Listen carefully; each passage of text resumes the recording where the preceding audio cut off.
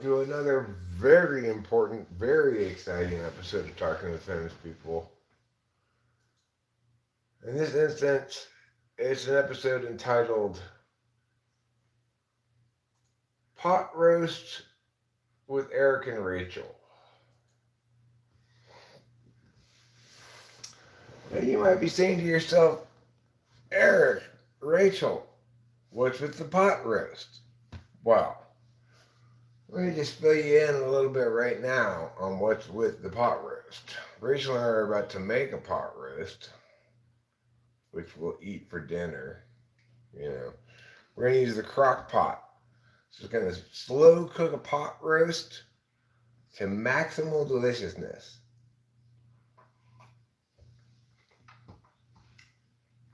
Now look, this is a pot roast recipe that requires you to have a crock pot. Because making a pot roast in any other way is too complicated. With a crock pot, you just put the beef in there, your vegetables, some red wine, some beef broth, and you just put it on low, just leave it go for all day long. The whole day, like 8 hours, you know. And then in 8 hours, the house will smell deliciously like pot roast.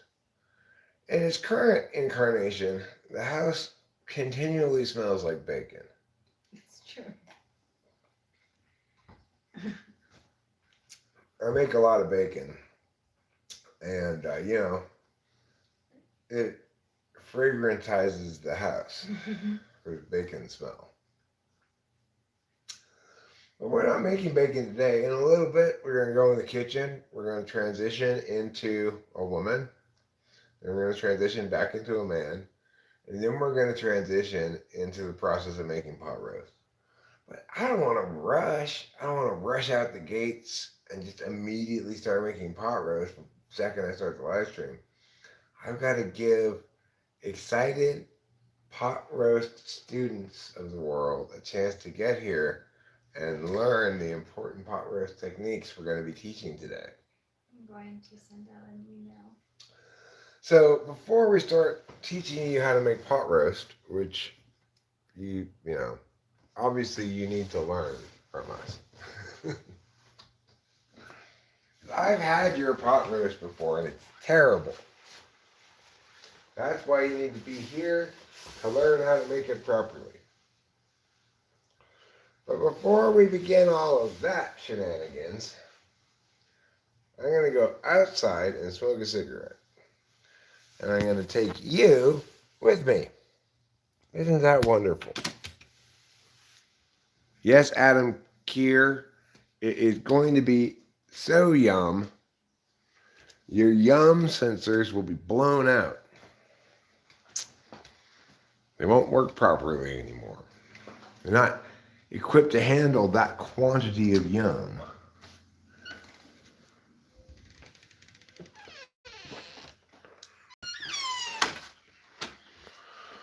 Okay. As you can probably see, it's raining a little bit today.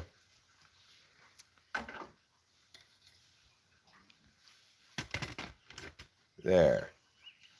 It's the beauty of nature. Everybody loves the beauty of nature, including me.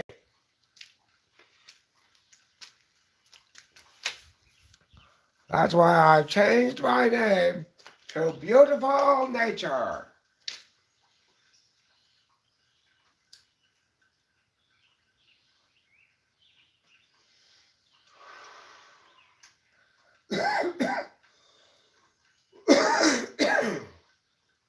I just finished watching Steins Gate, the anime. It's an old one. It's from like 2011. But, wow. Really, really good.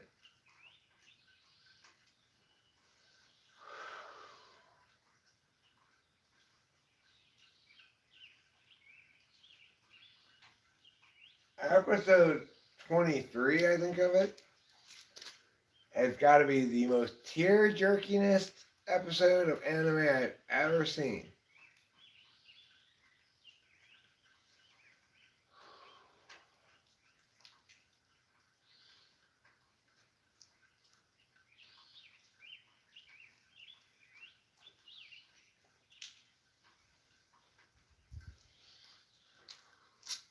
What is that?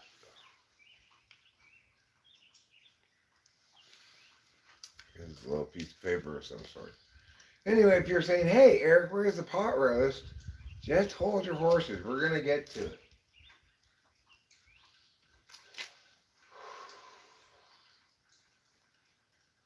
And once I finish the cigarette and I go back inside, I will tell you a little bit of backstory on this pot roast because it's pretty important backstory. And then I think we're all going to have a wonderful time together in the kitchen making pot roast.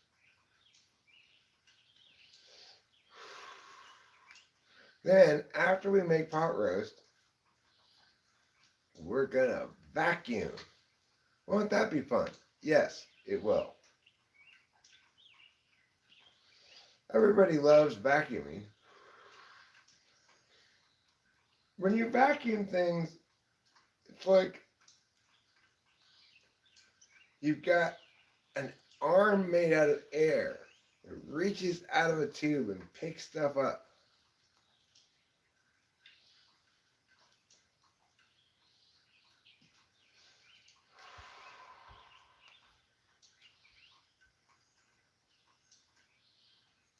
That's why vacuuming is so great.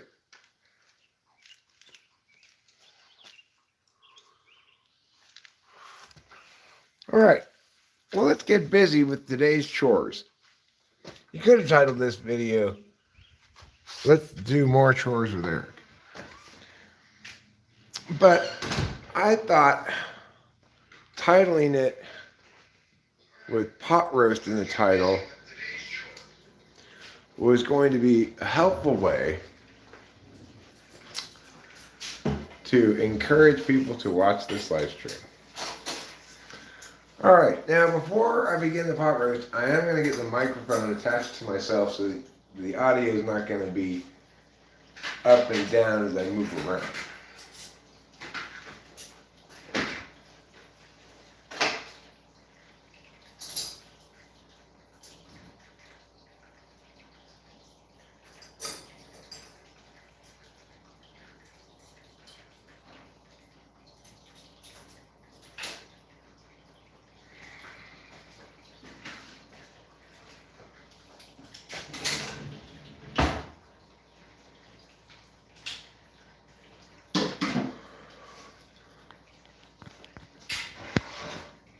Okay.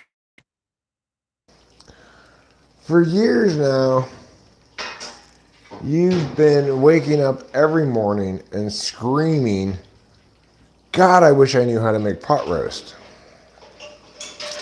Well, today's the day that you will no longer have to spend the rest of your life waking up every morning screaming. Because today is the day that I'm going to teach you how to make pot roast. First, you get out your crock pot. Hopefully you have a big one. If you have the small one, you can still do it, but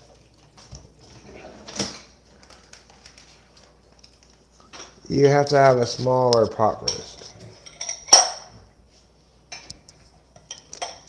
Alright, I'm going to move this cat fountain over here.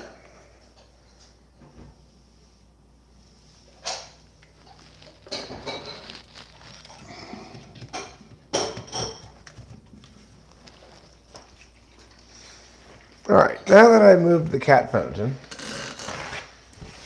I'm going to wipe up the water from where the cat fountain was. Alright.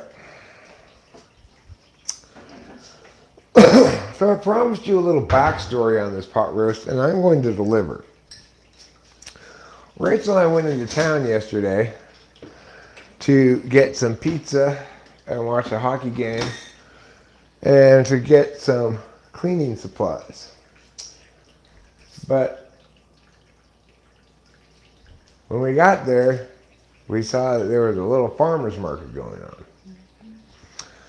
And so one of the things they had at the farmer's market was a guy from Oakhurst, just down the road, 7 miles or so away from Mariposa anyway, who grows his own cows and makes his own beef. This is locally sourced, grass-fed, organic pot roast. Now this that we got is called beef chuck. So it's a chuck roast. The first step in making a pot roast is to get your beef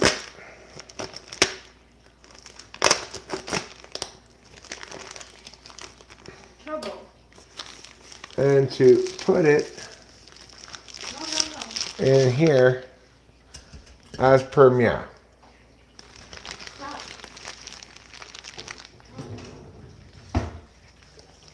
Trouble? No, no, no. No, don't play with that. I know. He's so trouble.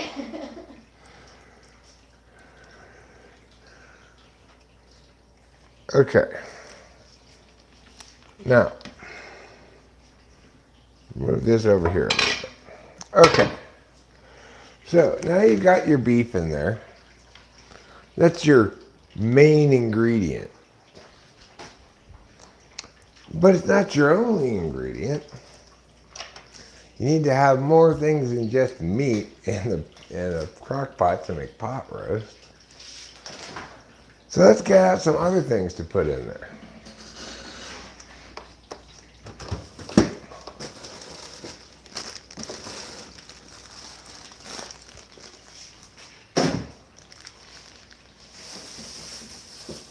All right. The other things we have to put in there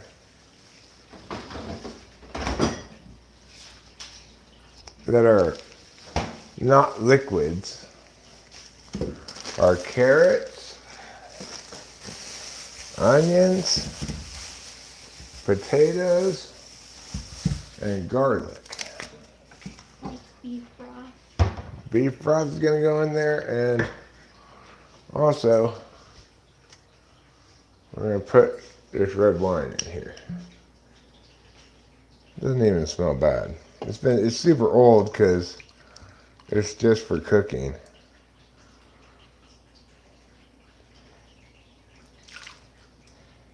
I'm not going to quite put all of it in there. I think that'd be too much.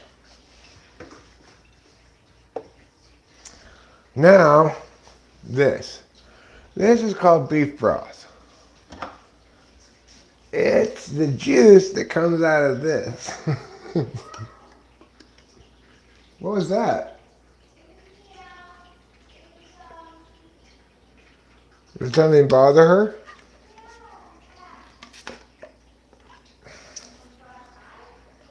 So then you just get it with one of these doodads. And you just pour it in like this. All of this can be put. Trouble, will you stop?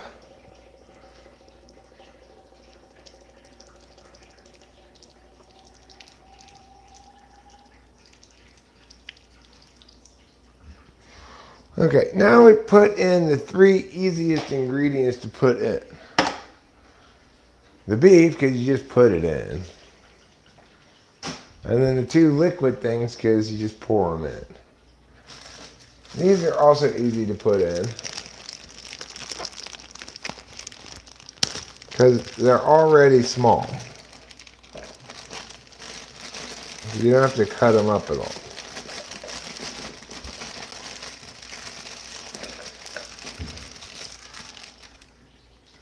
Are you okay?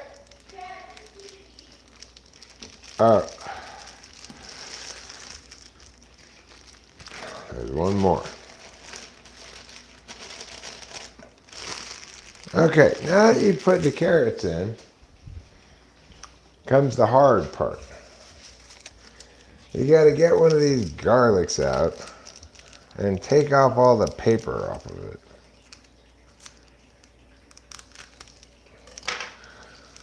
Garlic's one of the more pain in the ass things to prepare, you know.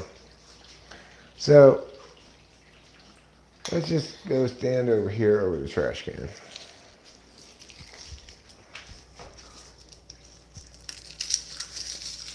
You just gotta kind of go like this and rub it a bunch to get all the paper off of it.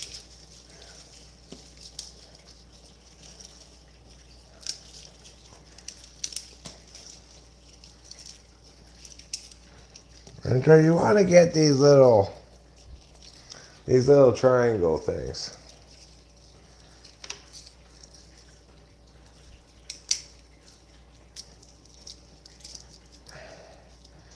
So you get all the triangles. If you drop a triangle or two, it's not any big deal. You got plenty more triangles. Okay, there. So now I've got all these triangles. They still have a lot of paper on them. So I'm going to go like that.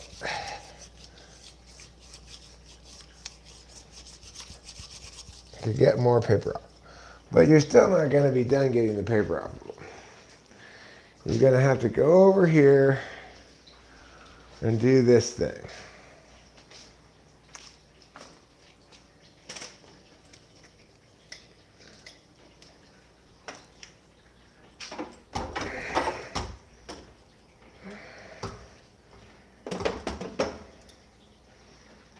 Okay. Now, step one in doing this part is you have to clean off the counter.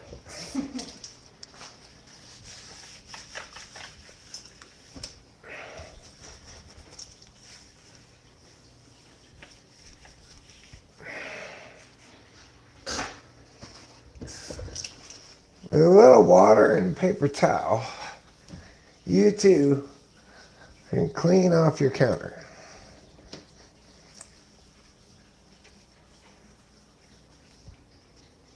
All right. Now that that's cleaned off,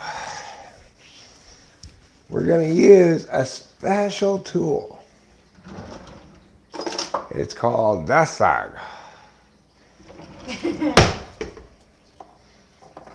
And you take your garlics and you pow them like that.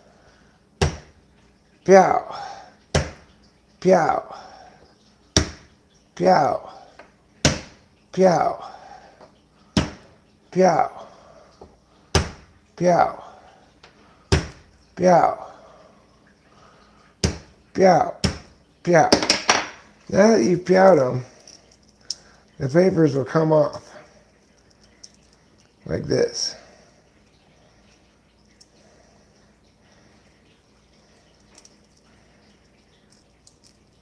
You just put the papers over there for right now.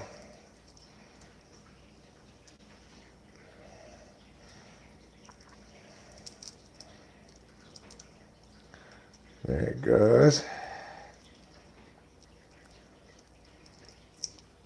There it goes. Now this were a cooking show. I'd have an assistant have all of this part done already. If I were like Rachel Ray, then I wouldn't have to do this myself. But instead, I'm just Eric.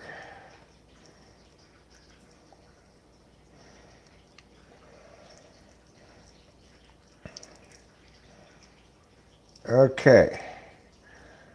Just 2 more papers to go. Paper is that one. And lastly, this one.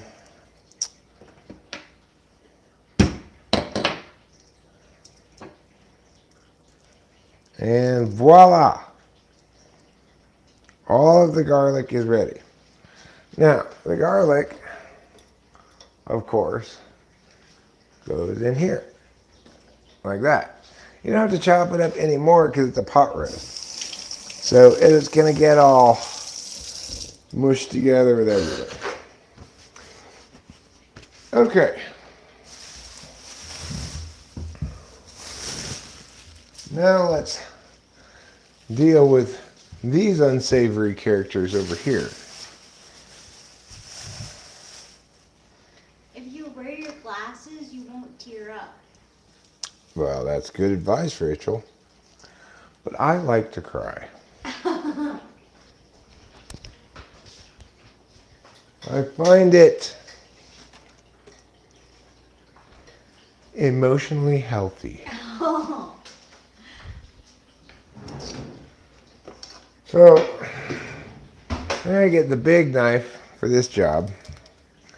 You're going to cut off one end of your onion. You're going to cut off the other end of your onion. And then you're going to go like this. Pow.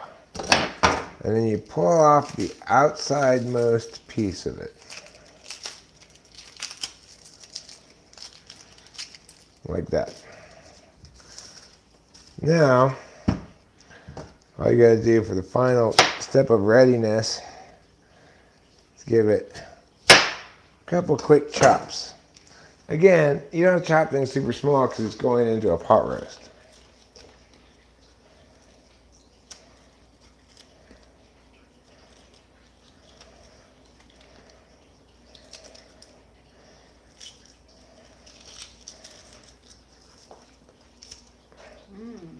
Okay, so that's one onion. Now let's do the other onion. Is it sick of me that I want to eat a raw onion? No, not at all. But I wouldn't eat one from in there. No. My breath will smell. Well, fortunately, we don't hang out with a lot of breath smellers. Okay, that's good enough for that. Now, you really should take off the outer piece here more. This whole outer piece needs to go. There. Now you got to the good part of the onion. And again, just 2 chops and a drop is all that's required. Okay. It's still good. It's still good? Well, you go ahead and throw it away. We'll have enough onion without that piece.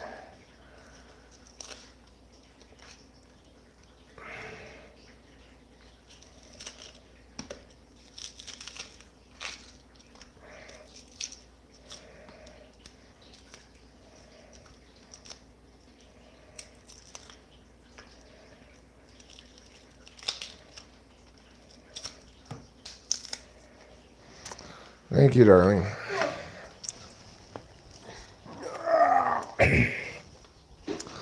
So we dropped a lot of pieces of that onion. But that's okay. There's still plenty of onion in there.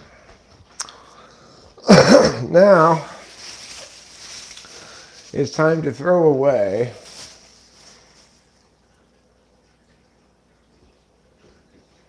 the onion leavings. These are the onion leavings. You get these, put them back in the bag the onions came in, along with any other little pieces of trash you see around here. And then you ask Rachel to throw it away for you. Now we've got potatoes. Why did I choose this potato? I hand-picked these potatoes, but this one of these potatoes I picked is no good. This one is no good. Oh. That's weird. Can you throw it? I know, but I obviously didn't do a very good job. Okay, You did a so fine job. Thank you. I'm going to wash the potatoes with a little bit of water. Water is a liquid that generally is to be preferred for washing things. Okay, now we're going to cut these potatoes into somewhat smaller pieces than the onions. Like about that size, you know.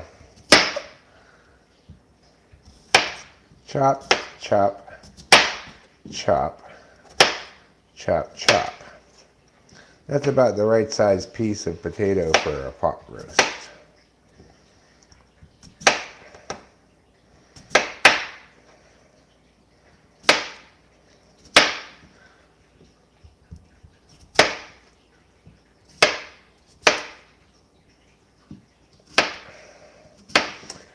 It's true that I didn't use a cutting board.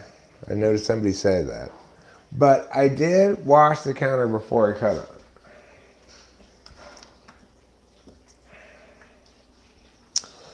Okay, now we've got pretty much everything we need in here. And you can see what it looks like now.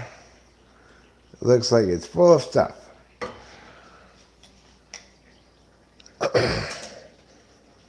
Okay, so there's one more thing I want to put in here. I'll hold off on the salt too much for right now because it does have beef broth in it, which is pretty salty. But I do want to put some pepper in. You can put a fair amount in like that. I use the big hole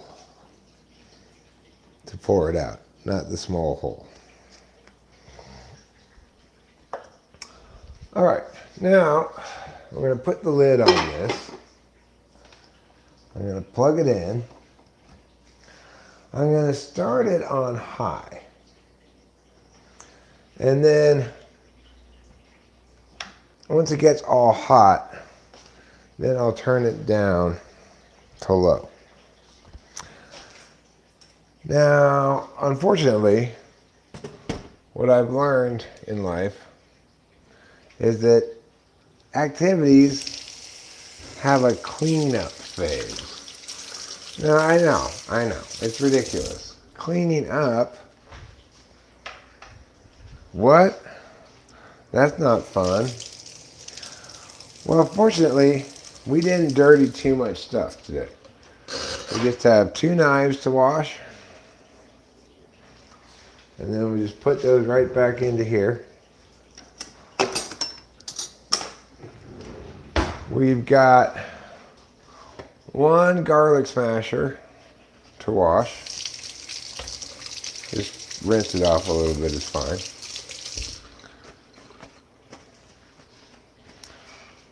And we're going to put that right back in the drawer where we got it from. And then we have to put this back in the refrigerator. This is the garlic. You may remember this from an earlier stage of our pot roast making activity.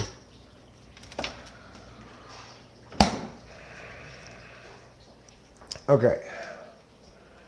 And now we don't need to think about that pot roast for quite a while. We can think about other things. What are some other things we might want to think about? Well, if you were paying attention earlier, you already know the answer to that question. One of the other things we could think about, and we'll think about, is an activity called vacuuming. Vacuuming is the best way to pick up stuff off of the ground.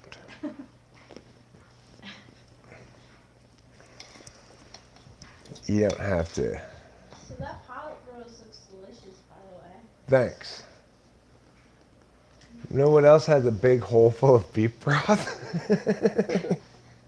Your butt.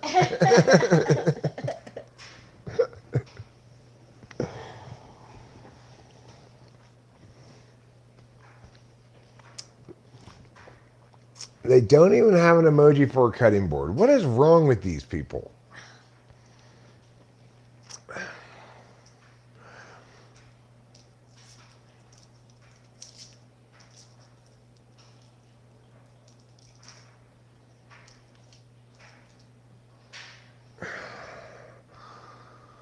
Yes, we were informed about your conversation about drinking pee, flow state.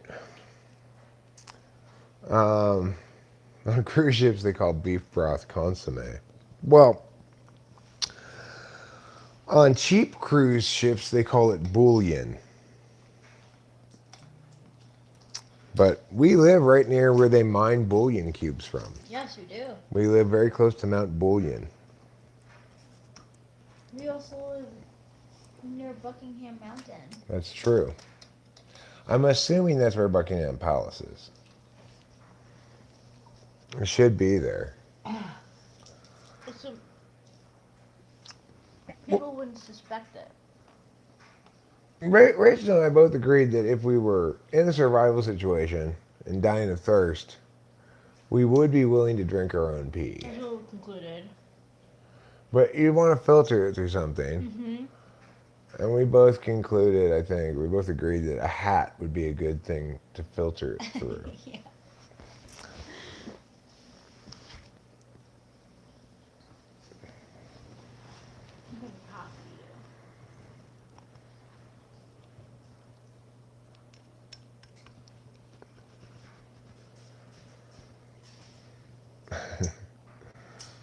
Because beef broth is the gold of liquids. That's why, flow state. Buckingham Palace.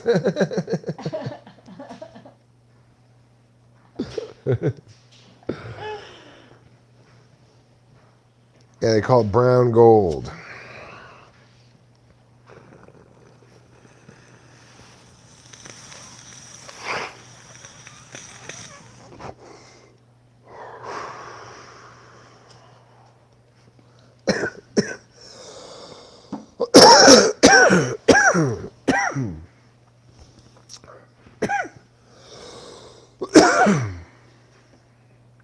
The gold of liquids is obviously pee. Fair enough. Fair enough, Taylor. I like how pee is like become a thing. It's always been a thing. Oh, it's always been a thing. Pee? Yeah. People have always had to pee. People, you're right. People always have had to pee. There never was our golden age of mankind where we didn't have to pee. Don't you think an ENTP would try to, like, at least when they're out driving, would try to figure out how not to pee? Well, I'm guessing that the condom catheter Oh, yeah. was invented by a perfectly abled ENTP. So he doesn't have to get up to go to the bathroom in the middle of the night. Yeah.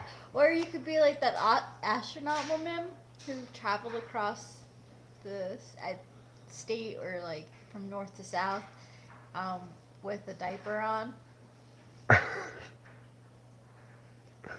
Yeah, I'll pass on that strategy. That just sounds disgusting. Yeah. Oh my gosh, pee straws. One thing I like about living around here is it's sparsely populated enough that anytime I have to pee, I can just pull over to the side of the road somewhere and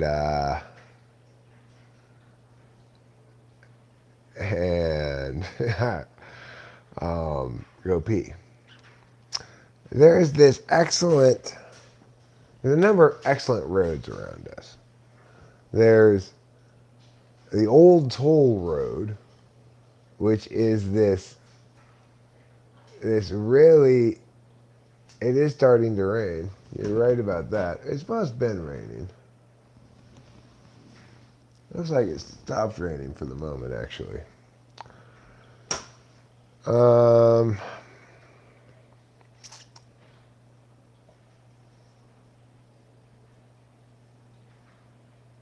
And pee your pants.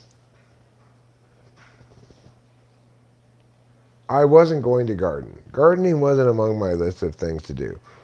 Vacuuming is next on my list of things to do, which is one of my very favorite chores. You're under your truck. I'm pretty sure that's not how you're supposed to drive it, Felicity. You're supposed to sit inside of it. You're dropping the rear end. Is it because you want to be cool? Because low clearance is not a very TE resonant thing. I think people who have, I do like vacuuming. Vacuuming is one of my favorite chores. He does. I've always liked vacuuming. It's like, it's so magical, right? It's the magicalest cleaning thing. It used to be, if you had dirt in your house, you couldn't have carpets because you'd have to sweep up all the dirt with a broom. You'd have to have a maid to go outside and like whack it with one of those things. Right, and they didn't have carpets, they had rugs. Rugs, right. Because right. that's the only way you could clean them. As if you took them outside and whack them.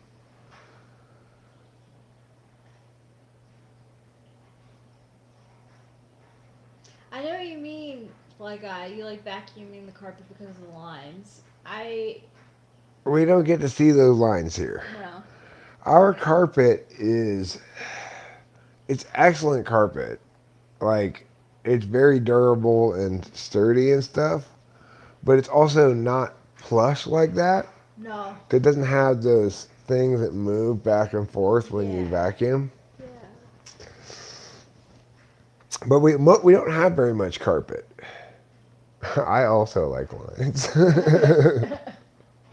Which reminds me, another thing I have to do today is call my doctor to get Adderall. That's on my chore list, so.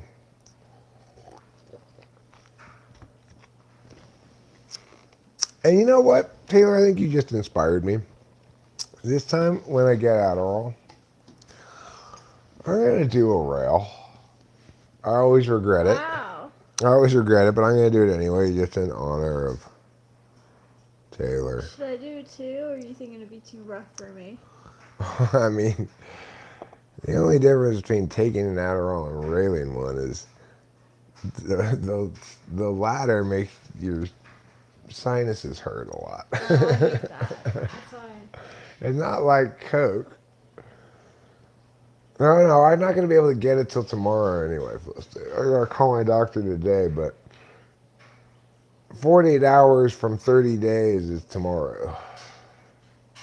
And you can only get it 48 hours ahead of time. Oh, really? Yeah, because it's Adderall. So they're like, we don't want anybody taking this.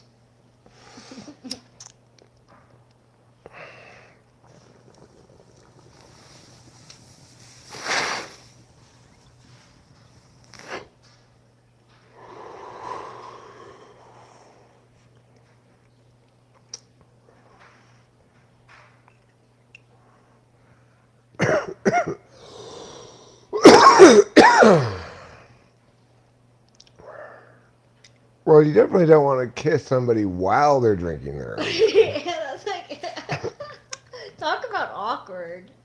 Imagine. At least wait until they're finished. Yeah.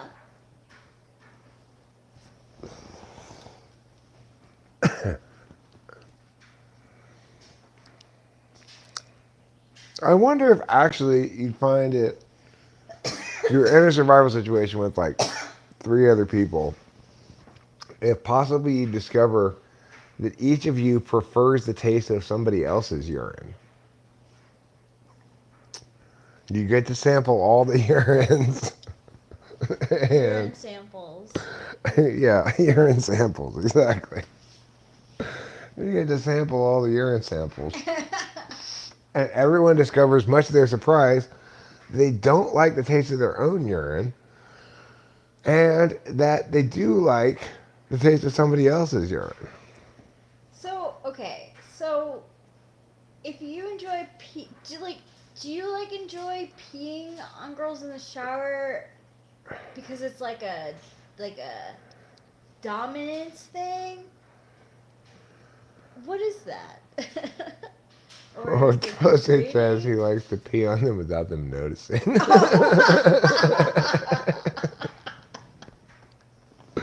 That's a good idea. I That's like that funny. idea. What? What? What? I wasn't doing anything. Every time she turns to check you, you stop peeing. She's like, I could have sworn it smells like pee in here. Yeah, like she's talking about like the bake sale she's getting together with her sorority sisters. All of a sudden, she feels a trickle. What's Wait. that smell? Smell. Where is your plate? Young man, there's no need to feel down. Pick yourself off the ground. Young man's crappy ass.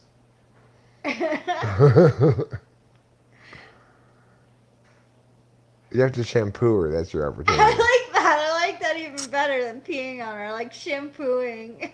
No. What I think Ruben's saying is once you've got her hair all shampooed, then she has to keep her eyes closed. Oh.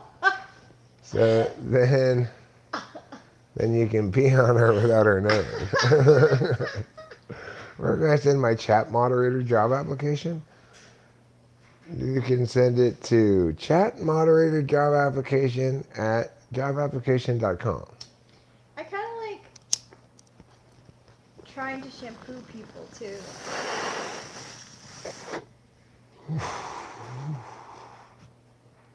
How many people are you shampooing?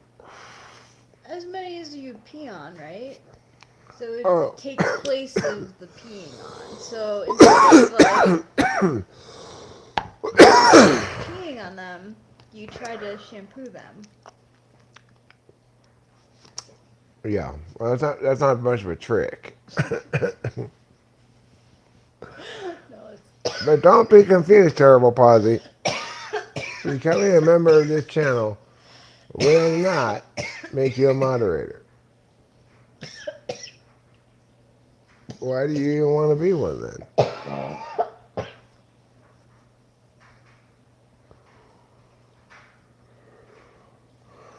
The mods here are reasonable and calm. You hear Elon's hiring for Twitter after the communists walk out?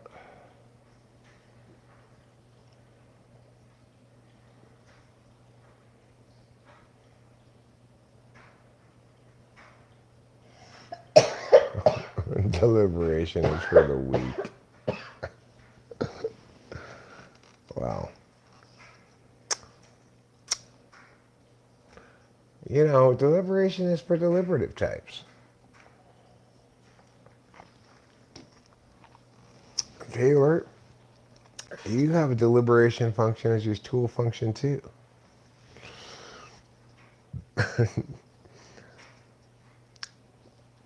Was Elon on Bill Maher why?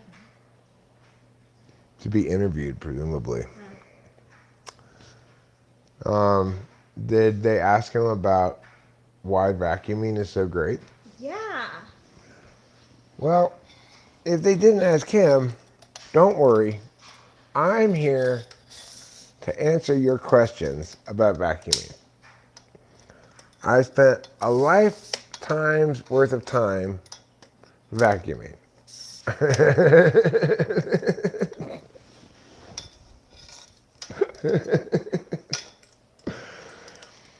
Well, let's see. I don't think anybody's going to disagree with that. Tina J's might. Well, it's not about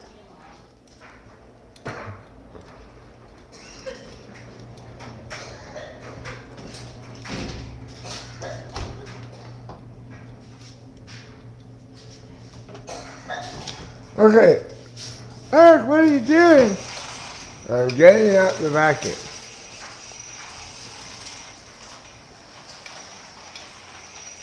Getting out the vacuum? But, Eric, that's just a tube. That's right.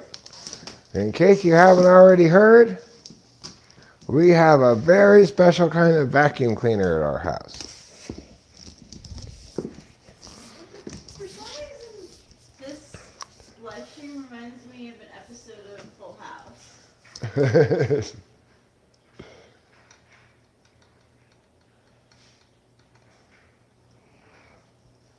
Complain about free speech? I don't think anybody really complains about free speech. All right, so this kind of vacuum. Oh, there's my butt cheeks. I should pull up my pants more. So you don't have to look at my butt cheeks. I like looking at your butt cheeks. Thank you, Rachel.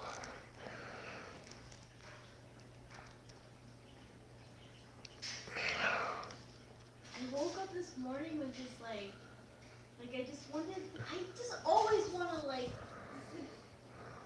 hug you and squeeze you. You're like Elmira.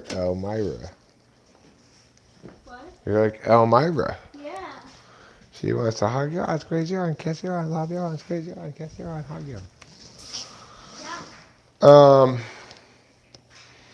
No, it's not a huge vacuum.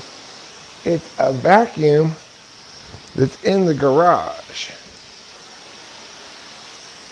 The actual vacuum part's in the garage, right? So, I can vacuum around here, but it just goes directly into the garage. Jack Daddy has an interesting question for you guys. What's that? Eric, have you ever shat in a cup or a trash can to avoid missing a part of the smell? No. I've done that with peeing. Many times I've peed in things to avoid getting up. But I have never shit in something to avoid getting up. I would just go to the bathroom, right? And it's like, I'm not going to shit in something. That's disgusting. Oh, what about butt peeing? That's a good question. Butt peeing? I don't know what butt peeing is. I'm going to get another piece for the vacuum. Because I've got a whole closet full of vacuum attachments. Well, and brooms and stuff.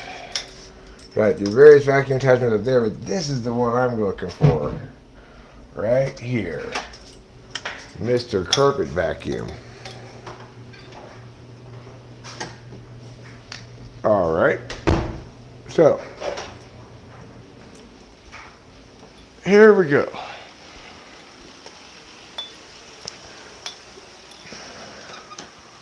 Now you're going to get to see the kind of hot vacuuming action they just can't show on network television.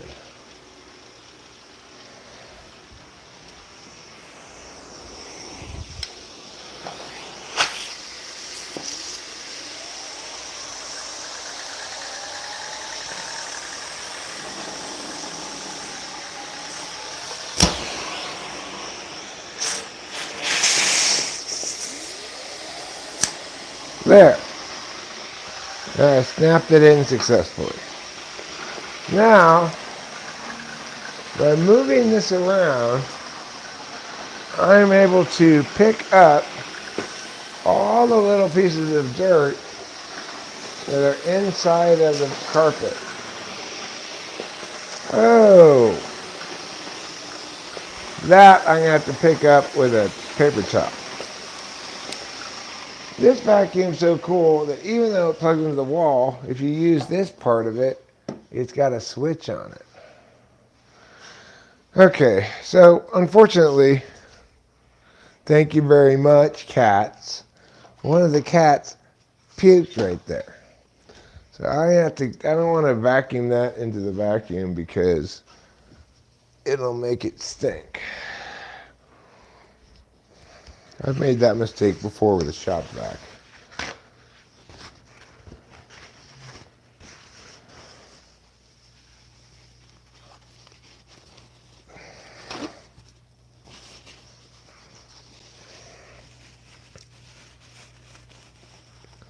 If you believe in cat puke. That's very dry cat puke. I guess it's been there for a while. I just hadn't seen it because it was tucked under the table. So that's probably not so bad to vacuum that last little dried bits of cat puke up.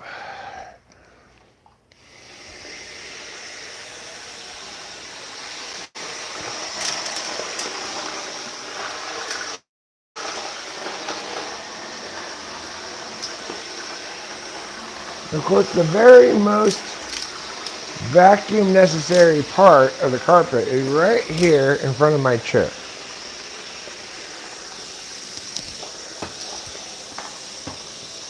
Because that's where we drop the most shit, you know.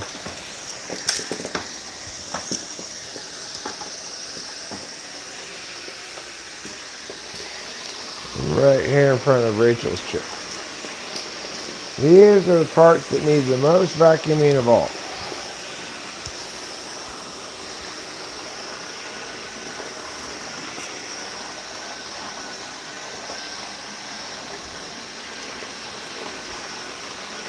And then vacuum over here, even though nobody ever sits there, so it shouldn't be too full of vacuumables.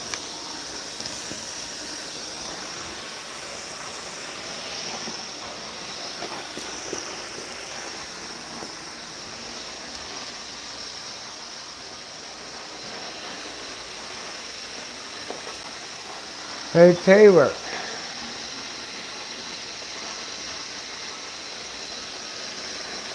did you get our wedding invitation?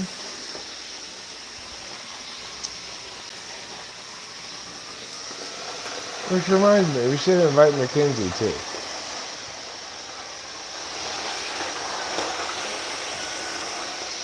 Don't you think so? What? Don't you think we should invite Mackenzie too? Yeah, absolutely.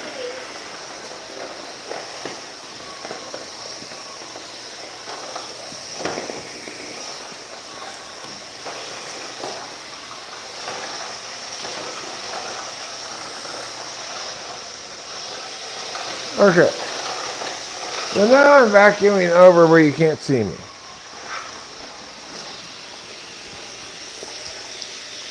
So I'm going to move the camera. Let me get the rest of this part though first.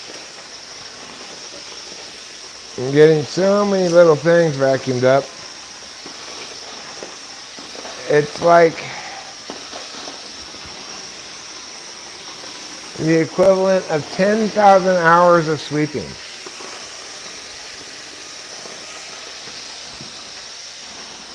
Okay, let's bring the camera over here now.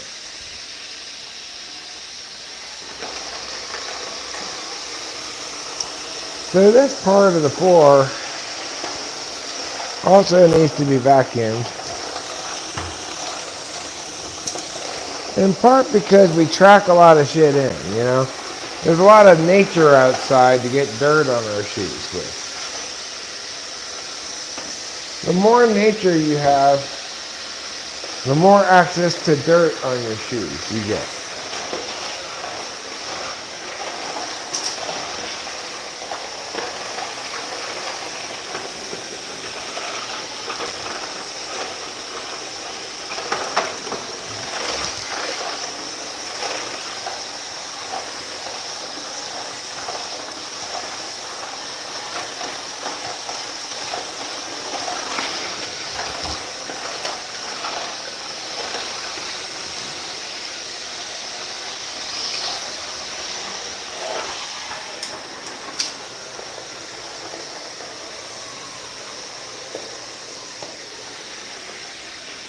Get this all vacuumed.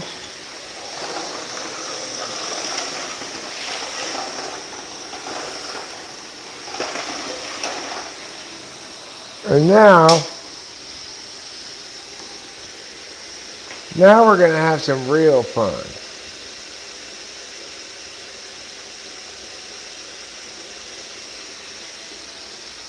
We don't have a registry or anything like that, so.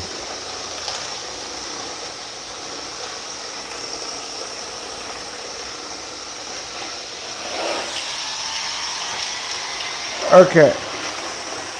Now we have to vacuum over here.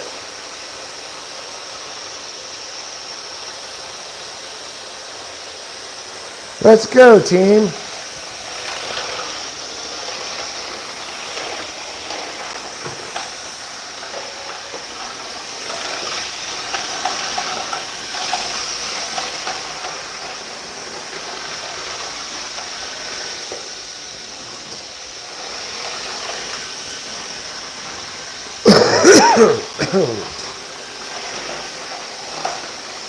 Get that vacuumed up.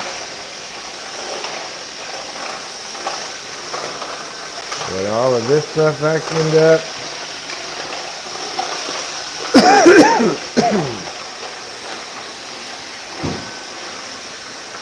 Pew. Pew.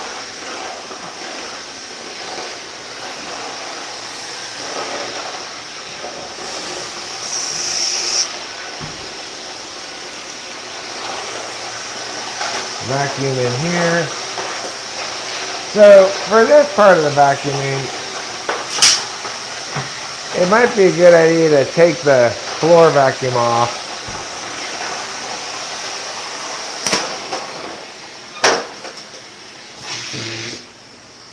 Yeah, I think we'll move forward from this point without the floor vacuum on.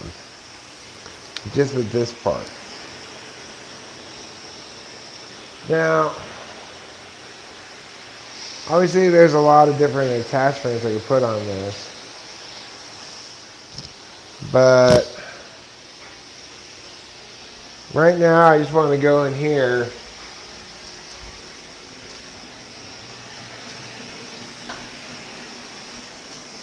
and vacuum up the little thing behind the door when it's kind of hard to fit that bigger thing. There's that dead spider that I've been looking at and not vacuuming for like a week and a half now.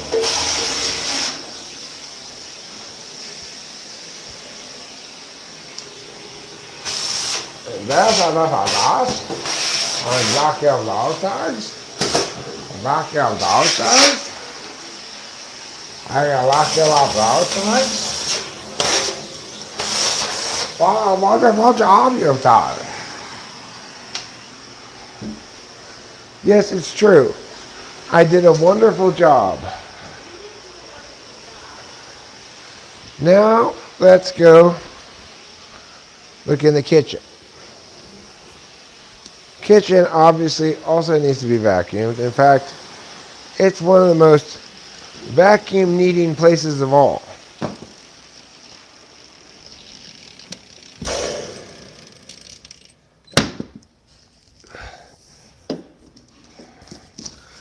Before I do anything else, I'm going to untangle this tube. Okay. Now that I've untangled the tube, I'll put it back in here. As per Mia. Then I'll come get this camera. As per Mia. I'll bring this over here. Since I got it tangled up with my cord like an idiot. There. Now. I see right here.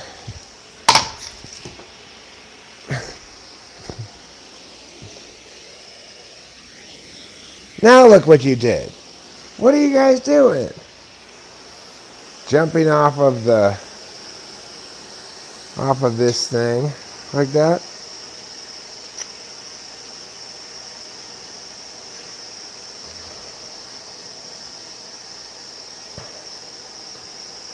God, you guys are so irresponsible. Okay. Now, I see some things to vacuum right here. Oh yeah, that's good vacuuming. Oh yeah.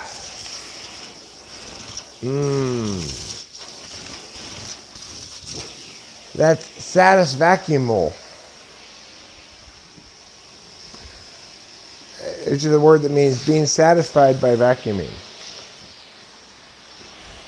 I have to say, you're doing a really great job with both the vacuum cord and the mic cord. Yeah, well, it takes a little bit of natural cord talent to pull that off, Rachel.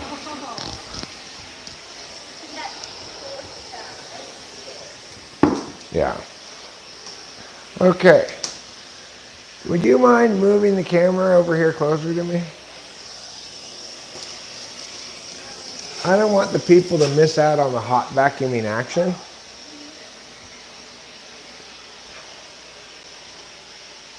Thank you. I'm going to tilt this up a little bit more. Well, I'll bring it in here a little bit. There's something to vacuum right there.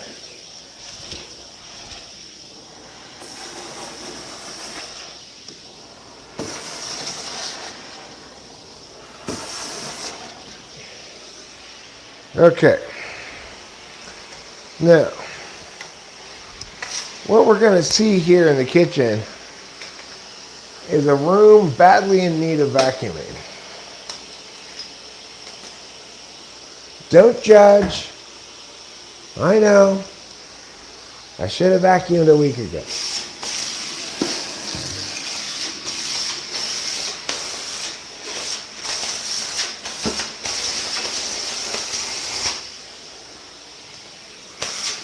But hey, here I am today vacuuming, and I'm not even on any speed. So I think that's pretty impressive.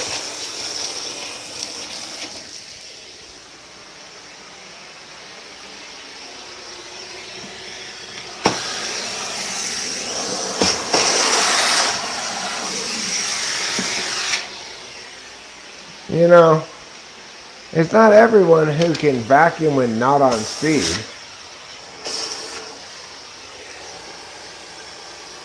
What is this thing anyway? I don't know what that is. Okay. Vacuum up some onion leftovers from over here. But here's where the vacuuming job really becomes urgent. Over here by where trouble eats, in the trash can. There's a bunch of bits of bacon on the floor. Plus little balls of cat food.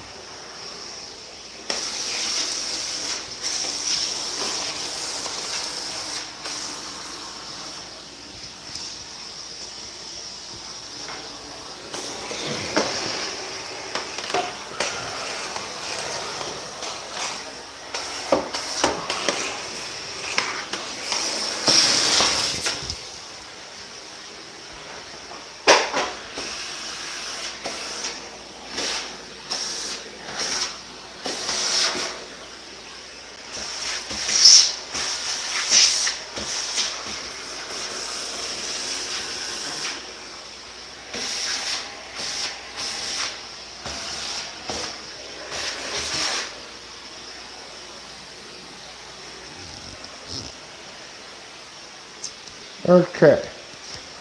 We got some more little things down here. Need vacuuming.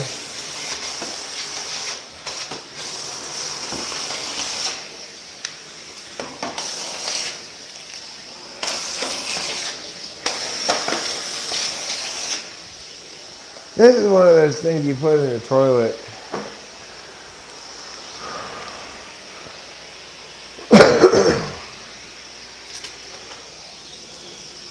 We had delayed getting those things because the cats used to drink out of the toilets.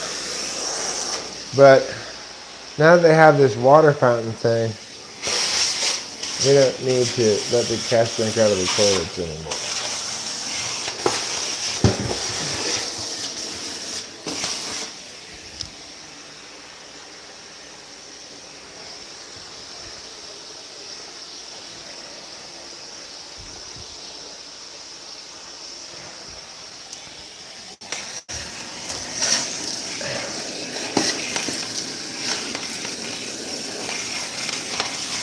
Oh yeah, that's good vacuum right there.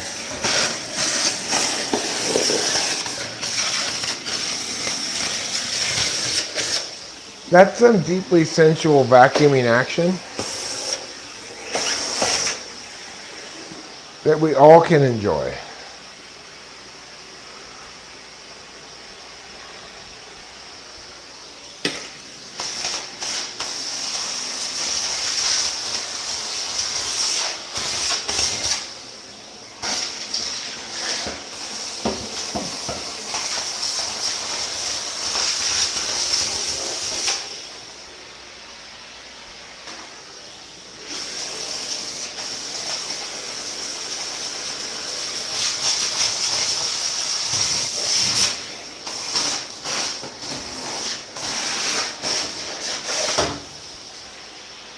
Okay, let's look at the pot roast now. Let's take a look-see. Here's our pot roast. It's getting warm or hot or whatever you want to call it. And you can see there's some steam on here. Now you don't want to open the lid on a crock pot because that lets all the heat out.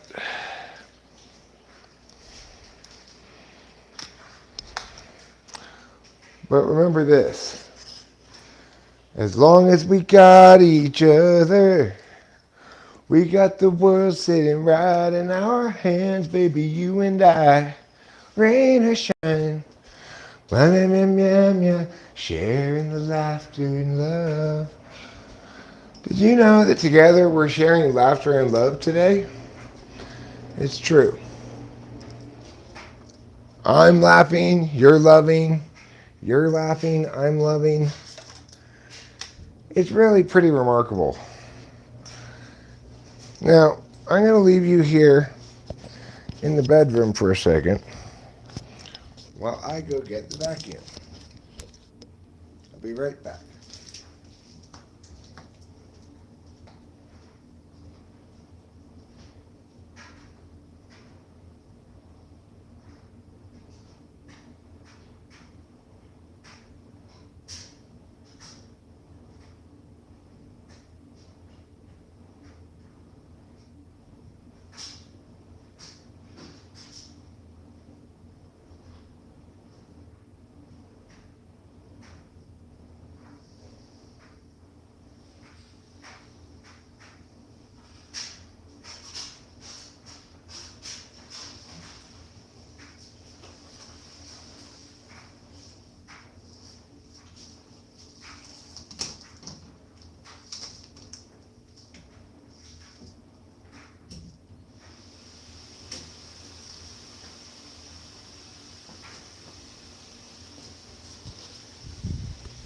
Okay, everyone can stop panicking now. I'm back.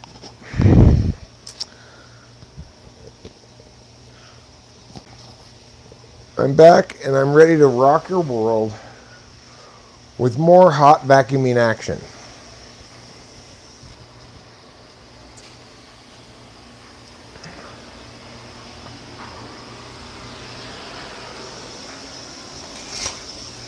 You're like, so what, Eric? Are you even going to vacuum over here? Yes, even over here.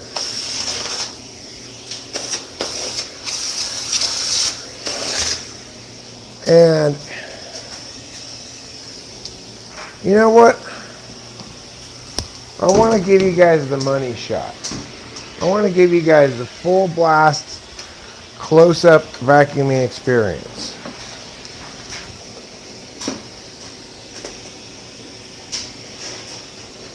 Damn you, little piece of Velcro!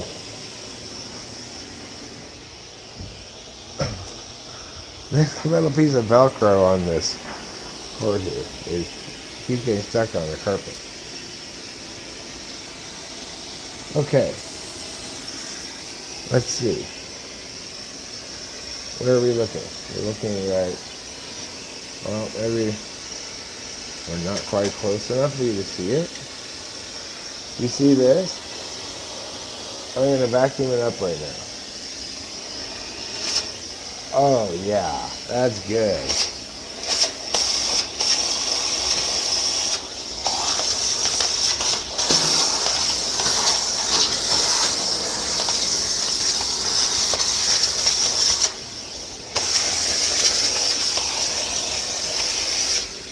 Okay, so you got to experience up close the moment in which I vacuumed up that dead bug.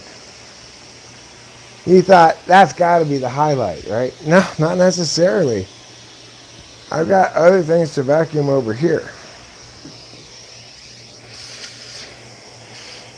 Oh yeah.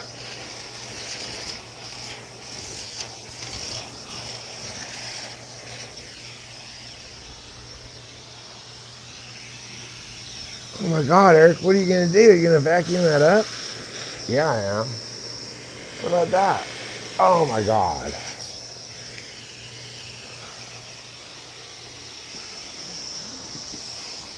But Eric, those are too many things to vacuum.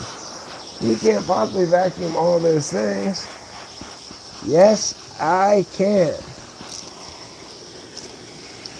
Look at that vacuuming prowess.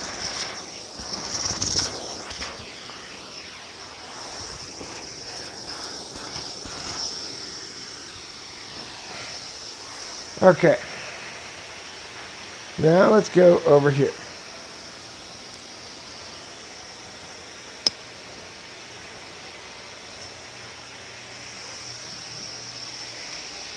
What's over here? A blanket? You can't vacuum that up. You're right. I can't vacuum up a blanket. But I can't vacuum up that feather. Got it right out of the air. I don't know if you caught that ninja vacuuming or not. We got a feather here. A feather here.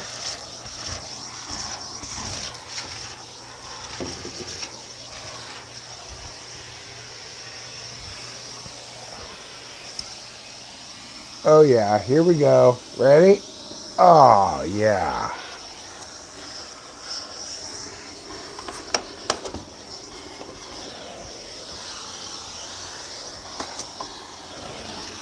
You'd think somebody had killed a bird in here, but no, it's just our pillows.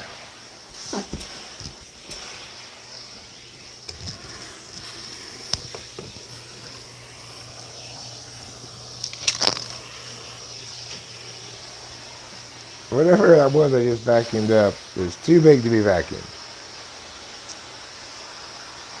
Alright, that's good enough for in here.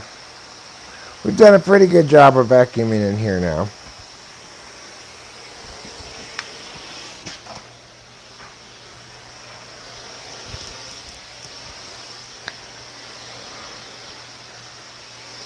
Well, that can't be anybody's house. You have to vacuum from there. Well, yeah, actually, there's a lot of other places I could vacuum. Like, I could vacuum on top of the ceiling fans to get all the dust off. Vacuum up that cobweb up there, right? But let's look in the bathroom. See if there's a need for vacuuming in here. There's more feathers in here. One of our pillows must have suffered some kind of grievous injury. There would be so many feathers around.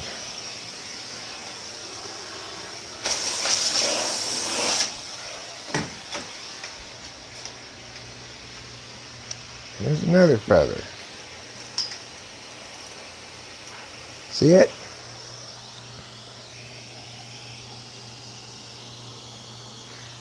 Yeah. I just vacuumed it up.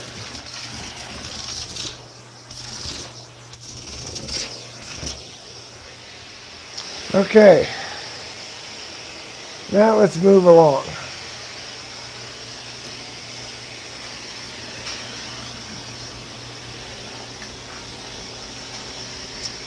So here's the laundry room. It's looking pretty well vacuumed. It doesn't need a whole lot of attention. A few little things here and there.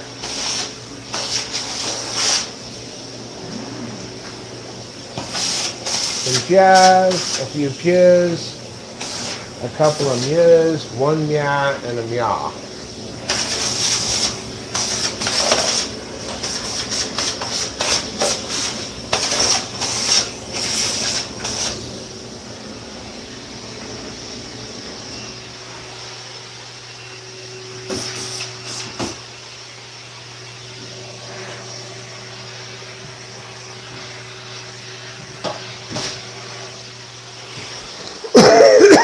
Okay.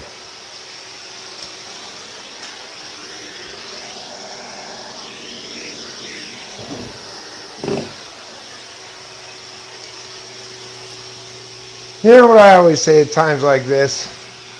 Call me Ishmael.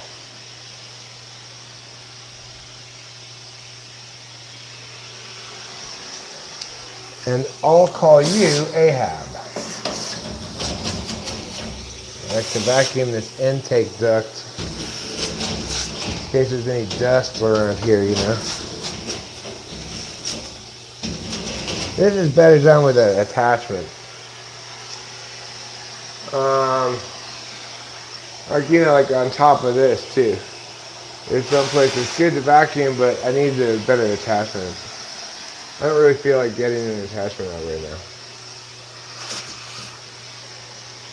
Okay, I think I'm about done vacuuming. Obviously, I could do a more thorough job for vacuuming, but I could have done a less thorough job. So,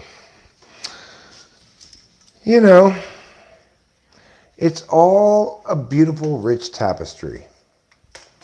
Okay? Just remember that. It's all a rich and beautiful tapestry.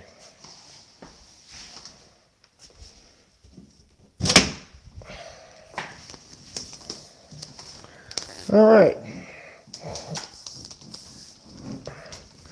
Now, just as with the pot roach task, with vacuuming too, there's a cleaning up part where you have to clean up after you're done. That's what putting this back in here is.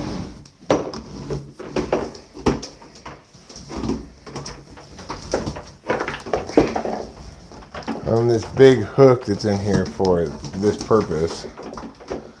There. Now, I'm going to go get the other piece of the vacuum that I took out, which I believe I left in here. Yes, it's right here. Now we're going to return this to the vacuum closet. Put it in here. There's another tube for the vacuum, by the way, in the garage too. It's not quite so long. It's a little easier to use that one sometimes.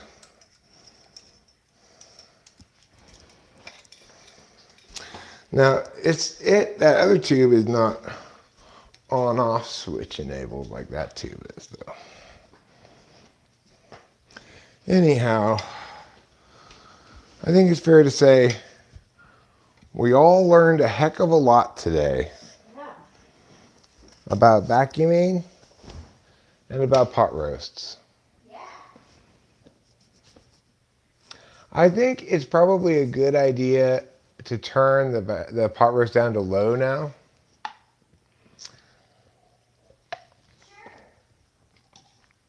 Would you mind doing that?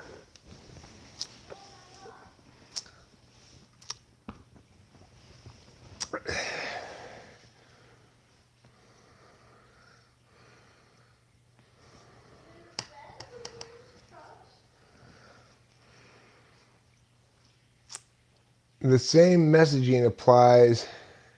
It smells so good. Oh my God. The socks with flip-flops. Why are you so cringe? Because my feet get cold. Yeah.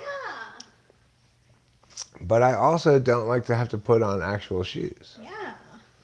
I like your style. What are the wall pipes made of? It would be interesting if those pipes got holes in them. I have no idea.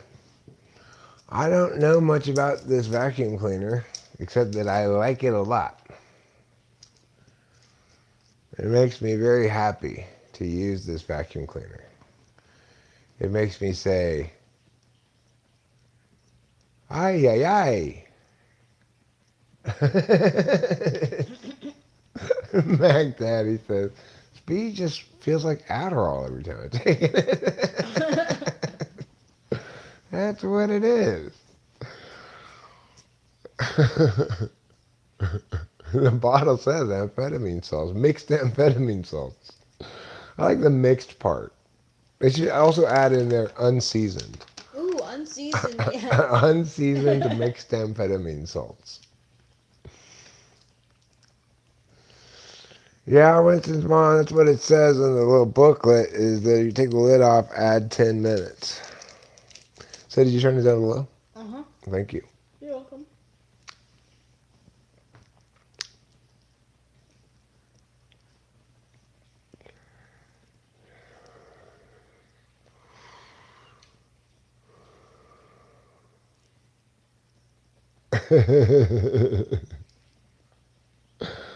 That's fine, Mac Daddy. You know now.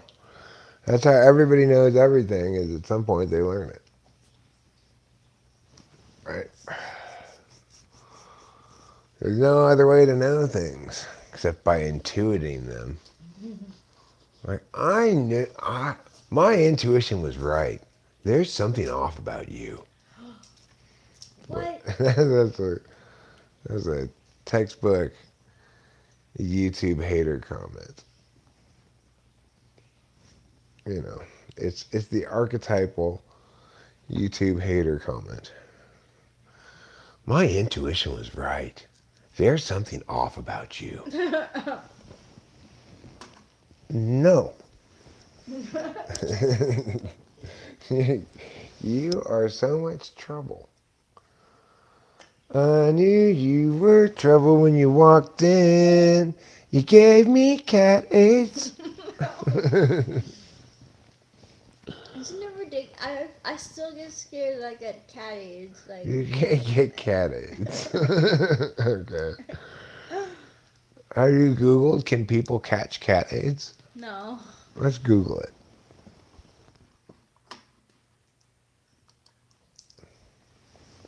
I might have, but I'm curious. Can people catch cat AIDS? There's no way the cat virus can cross between species and affect people. that's good. I'm glad. FIV can only affect cats, cannot be transmitted to non-felines. That's what they thought before Taylor Swift started dating my cat. And she got cat AIDS from him. That's why she wrote that song.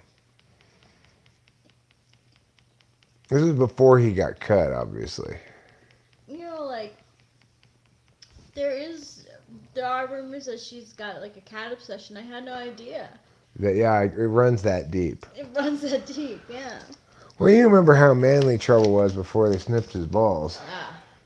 He was a very roguish and manly man. Yeah.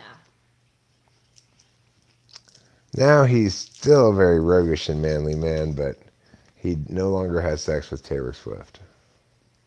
This is true. Taylor Swift was heartbroken when animal control people accosted him, illegally imprisoned him, and snipped off his balls. She must have been. Yeah. So. Because she wrote that first song for his Romeo and Juliet, it was about trouble too. Oh my god! Yeah. Most of her love songs are about him.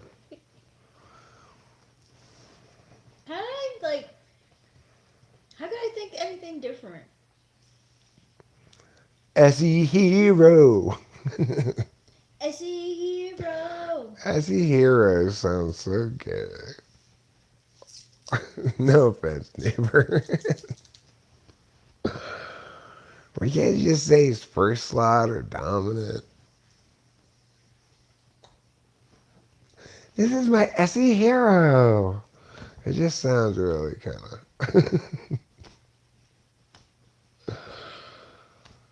sounds really C.S. Josephy. Mm-hmm. Did he make it up? No, I don't think he made it up.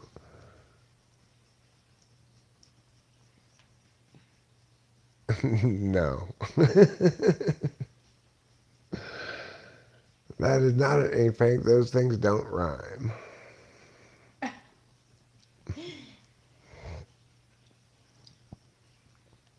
That's something totally different. what you're doing there is like synonyms that don't rhyme.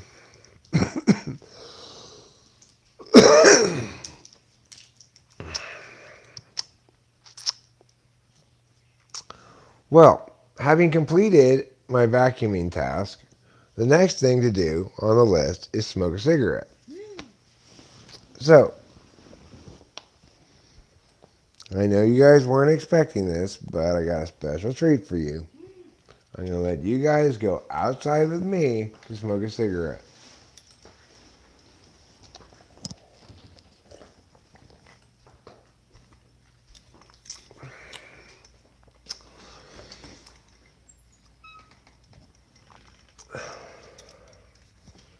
Now, while I'm here, I could dispense more woodland cutlets, but it looks like the woodland friends still have some woodland cutlets left.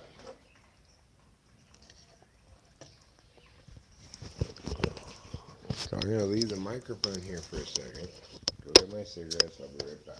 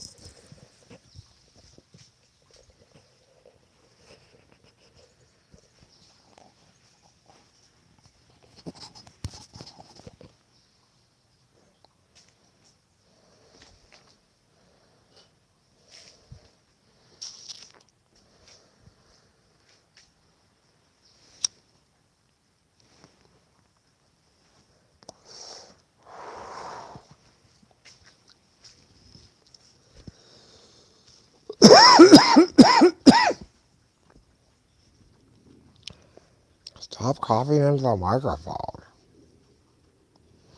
I'm not. You totally are, though. No, I'm not. And it is here, on this wall, where the woodland friends gather each morning to sup upon the woodland cutlets delivered by the man who lives in this home. Hi, I'm David Attenborough. Welcome to Woodland Cutlets, Woodland Friends.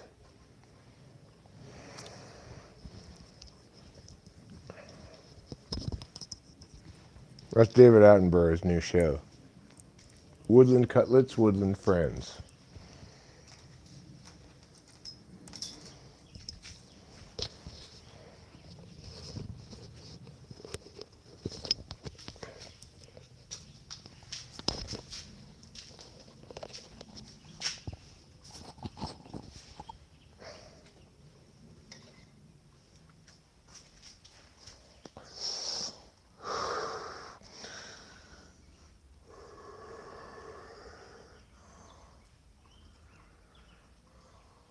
And it was here, in front of this humble building, where the revolution of the Maori people would begin.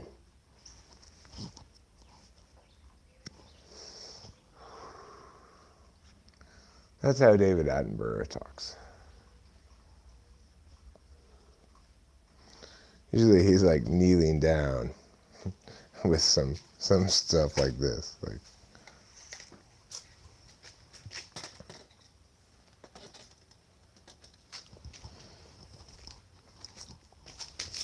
it may not look like much now, but these rocks would turn out to be the key to civilization on these desolate shores.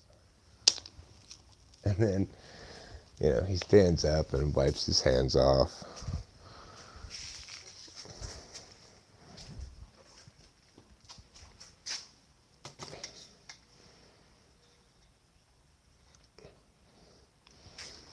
And he was right, too. Those rocks are super important.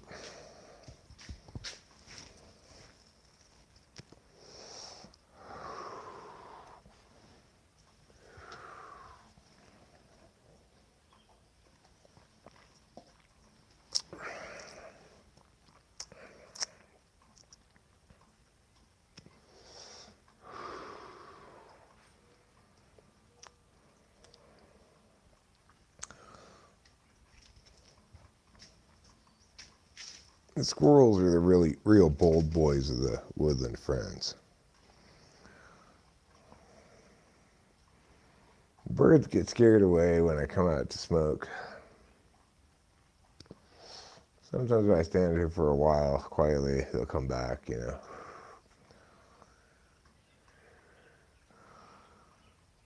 The squirrels, and that's probably Leslie right there, I think.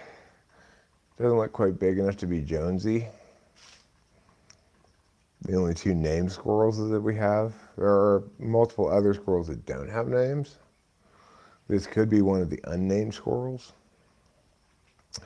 It's kind of hard to tell adult squirrels apart.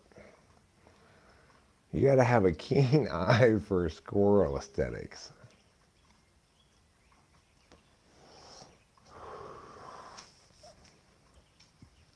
Back in Arcadia, we could always tell Peter apart from the other peacocks because he had this one wonky feather. But that's not going to work with squirrels. I think we all know why.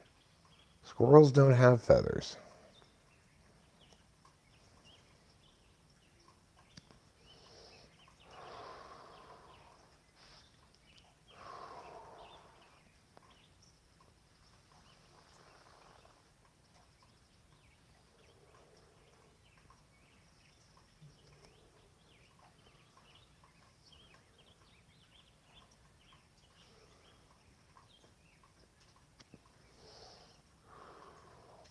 It's nice that we got some rain yesterday and today. Or Tuesday and today. What day is today? Thursday? I guess we had a little rain yesterday too. Today's Thursday, right? I think it's Thursday.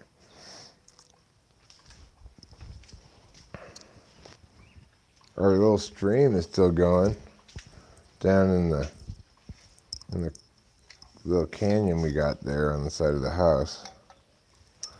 And the neighbors, they also tend to be like beside little canyons like this. But guess what? All of their streams have dried up. We got lucky. We got a more durable stream than the norm around here.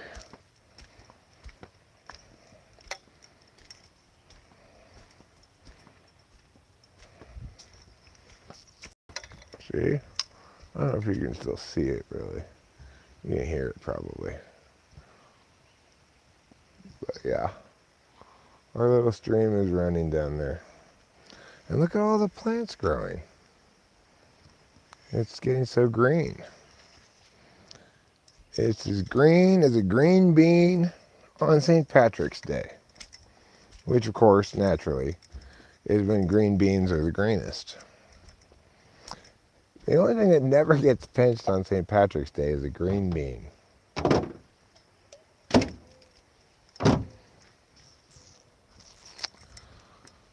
Ah, and look how nice the backyard looks.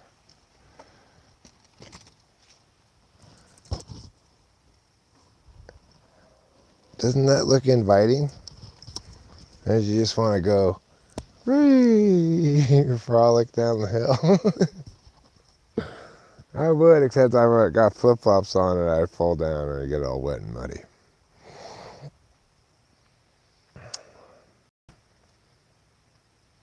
Ah, it sure is peaceful out here.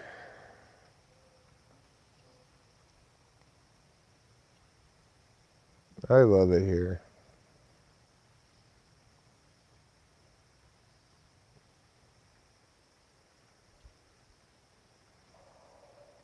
I was talking with Rachel in the car last night. One of the nicest things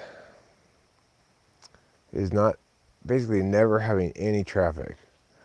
On the way back from town last night, we didn't encounter a single car going our way on the highway or on Triangle Road or on Jersey-Dale Road or on Scott Road all the way back home. We didn't encounter a single car. And it wasn't like it was late at night or anything. It's just, there's that little traffic around here. And if you are somebody who traffics a lot, you probably know already It's a real grind on your soul over time. Rachel was saying that the foot traffic in New York is kind of equivalent, that it makes getting someplace in the city difficult. You bump into people and stuff, you know.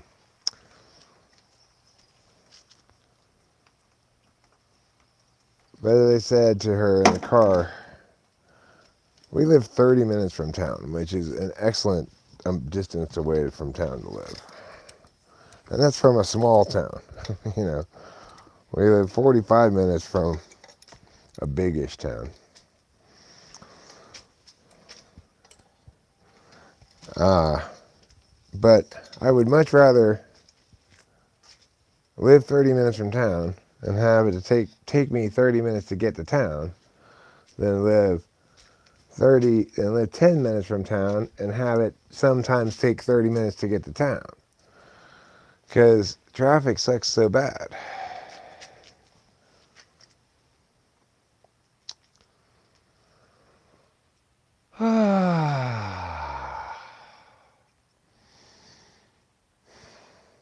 That's good breathing air. You know, if you want to use air for that purpose. This is really good breathing air. But what would make it better is a little bit of tobacco smoke.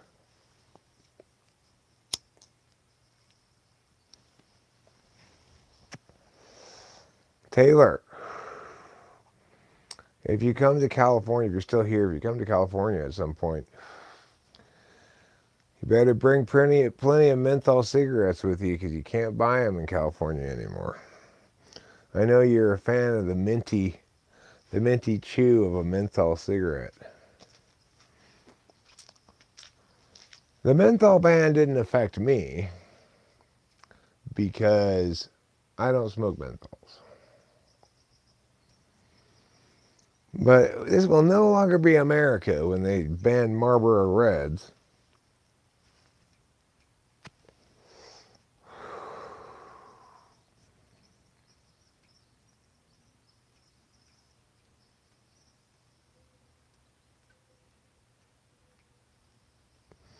Oh, the paternalistic nonsense they do here in California.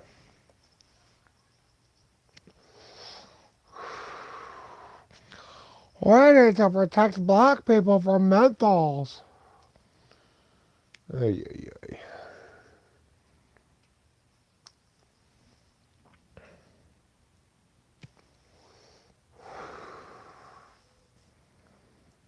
Their minty freshness is bad for them. Thanks, California. Says all the black people. Thanks so much for taking care of us.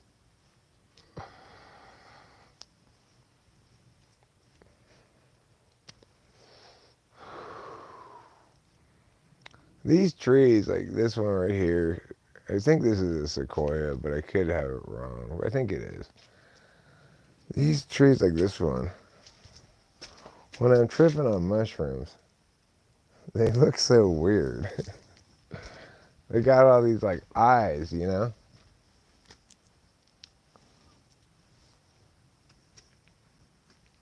And they look so weirdly textured. I sure do like mushrooms.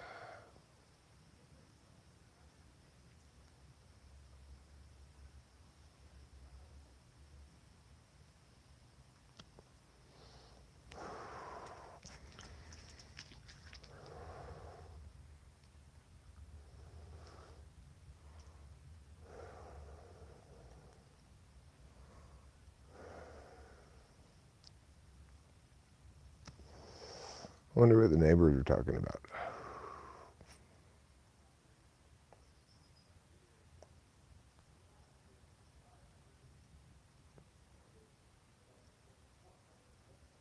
I'm trying to eavesdrop, but I can't make out what they're saying. Our eavesdropping is bad. Oh, hush. People are always welcome to eavesdrop on me.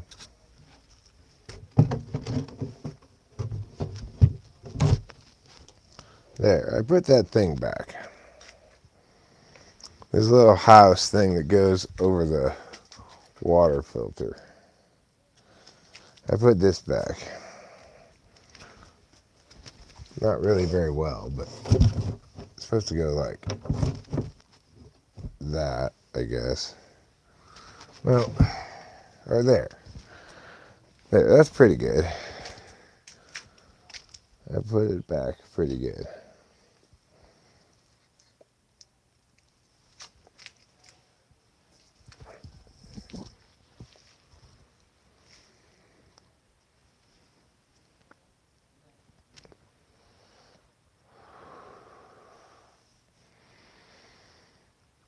Well, because I'm not smoking out front, I don't have to say hi to the neighbors.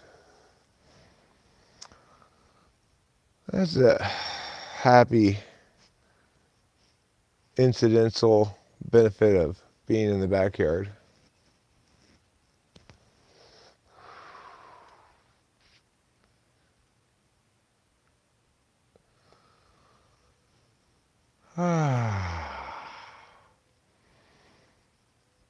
Oh, it's so nice to be outside right now. Such a nice temperature. And it's gray and overcast. The air smells super fresh.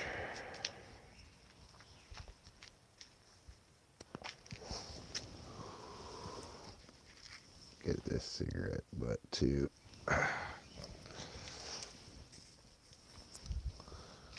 Just put them in here for right now. My little cigarette butt storage thing for out here is this thing. It's a piece of wood that's got a bunch of little holes in it, so it's good for putting cigarettes out on. But won't it catch on fire, Eric? It's wet. It's not going to catch on fire. That door's locked. I have to go around the front door.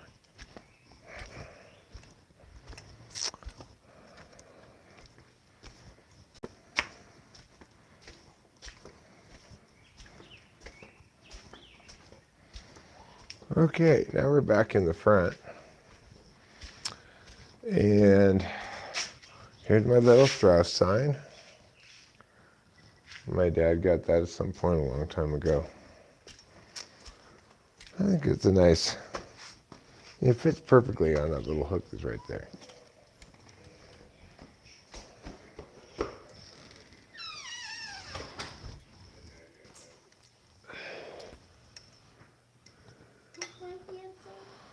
Hi, darling, beautiful pants. I love you too. Push it to the max on shrooms, try to OD. Well, I don't think Rachel's going to do them next time I do them. So, next time I do them, I'll probably do a half ounce myself. Well, there are sequoias around our house, I'm pretty sure. The one that I was showing you might have been. Probably was a sequoia.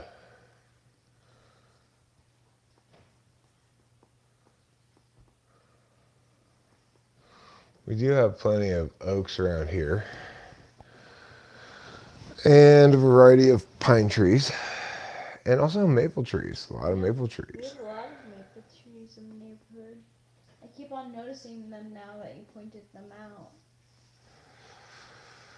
Yeah. They're beautiful. I love them, maple trees.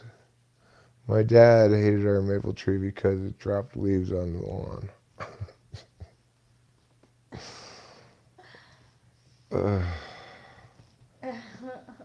My childhood every weekend. Well, I'm not really sure how to tell the difference between near the intersection of 140 and Triangle Road. Huh. Well, we go to the intersection at 140 and Triangle Road all the time. We go that way every time we go into town. Yeah, pine cones do have a cool geometry to them.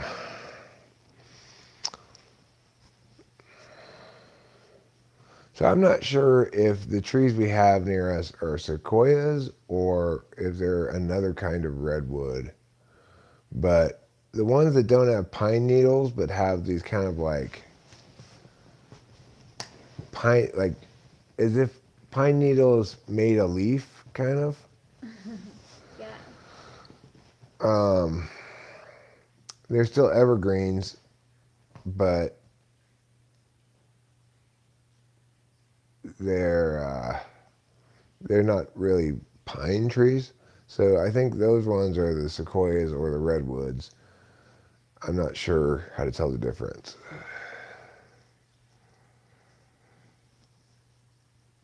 But we have what appear to be a lot of Douglas firs around here. I mean, they totally look like Oh. them. You know, like off the porch over there on the hillside, there's all those little Christmas tree looking things growing. All of those ones look exactly like Douglas firs to me. I wonder if they are. Pinus lambertiana is the tallest and most massive pine tree and has the longest cones of any conifer. Huh.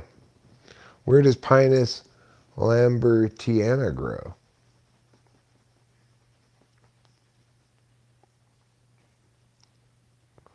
Sugar pine. There Thick, must be sugar flaky, pine. purplish brown or reddish, deeply fissured. Maybe those are sugar pines. Yeah. That does sound like their bark.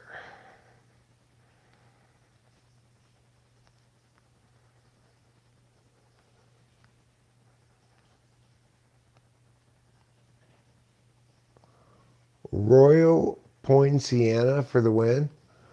I don't know what the Royal poinciana is. Is it the biggest poinsettia ever?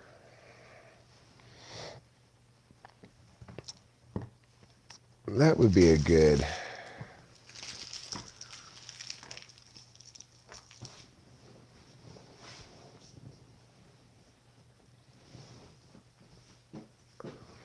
Bay laurel, an evergreen tree found in coastal forests of California at elevations ranging between 0 and 5,000 feet, native species. But we're not a coastal forest where we are. But you never know. Maybe they're here anyway. It's possible. I got a response from David and his wife are coming. Oh, great. Yeah. Fantastic.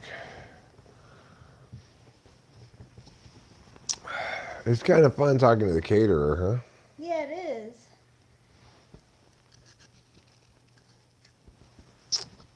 huh? Huge flower tree. We don't have a lot of flowering trees around here, but we do have a couple in the backyard. We got they're the same kind, but they have these yellow flowers on them that open during the day and close during the night. I'm not sure what they are.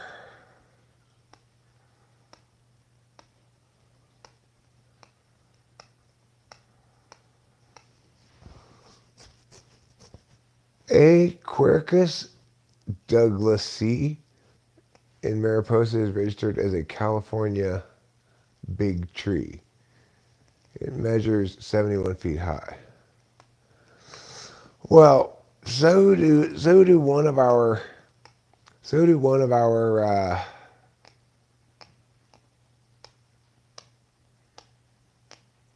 in office days. I'm sorry to hear that.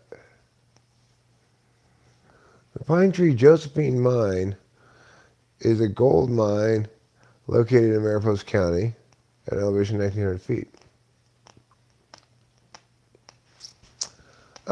Anyway, somebody on the road from here to Triangle Road has a roadside house with a fair amount of acreage, it looks like, and they've planted an entire like mini orchard of stone fruit trees that are right now all in bloom.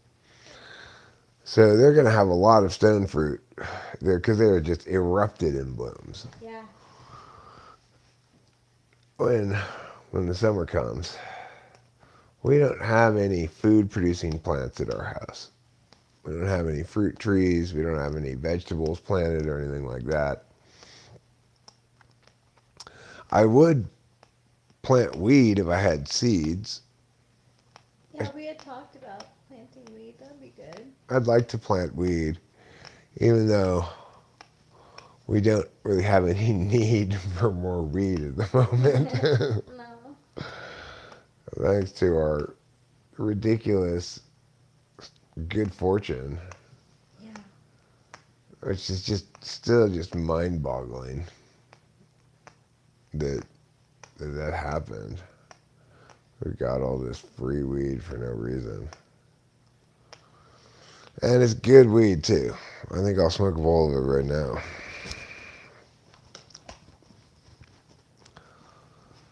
Portland has a lot of cherry trees too. It's lovely down by the riverfront. I love the video of your backyard with the blossoms falling and all the greenery. It's so pretty.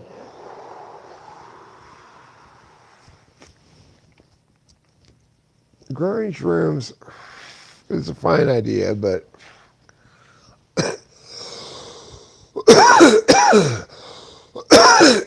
it's considerably more complicated than growing weed. Growing weed is super easy. The juice is loose. We'll watch out for it. Thank you for the warning. Thank you for the heads up. Because we don't want the juice to get all over us. No. Now,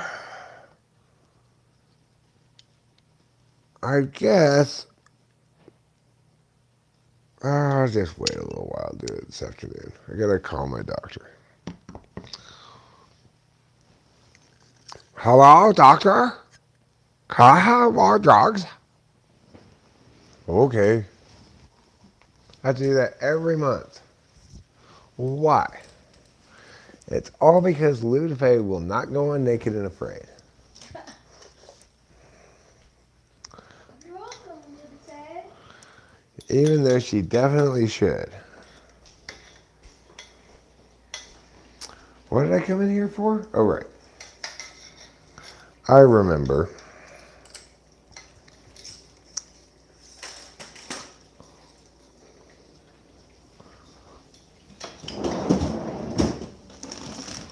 I came to get some weed.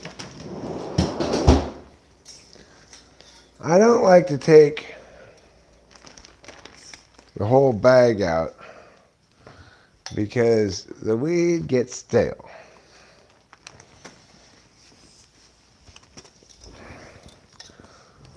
Most of the weed that we got is still in vacuum sealed, super packaged up protective mess. So I don't have to worry about that weed. The weed that we open, we keep it in the freezer so that it doesn't get stale.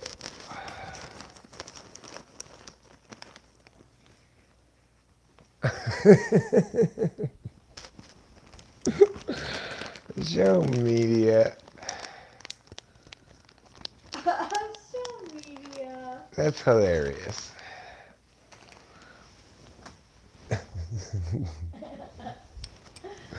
What the producers said to Ruben ultimately was, we see a lot of naked but not enough afraid. Oh, that's a good reason to... Yeah.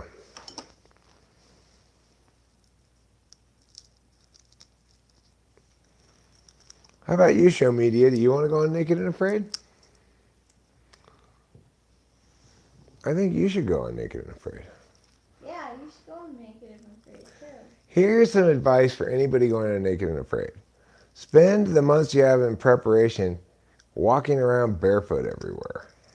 Yes, and do not agree to not leaving on day one because it seems like everyone who's like, no, I'm staying to the end, like 3 days later is like, I'm going home.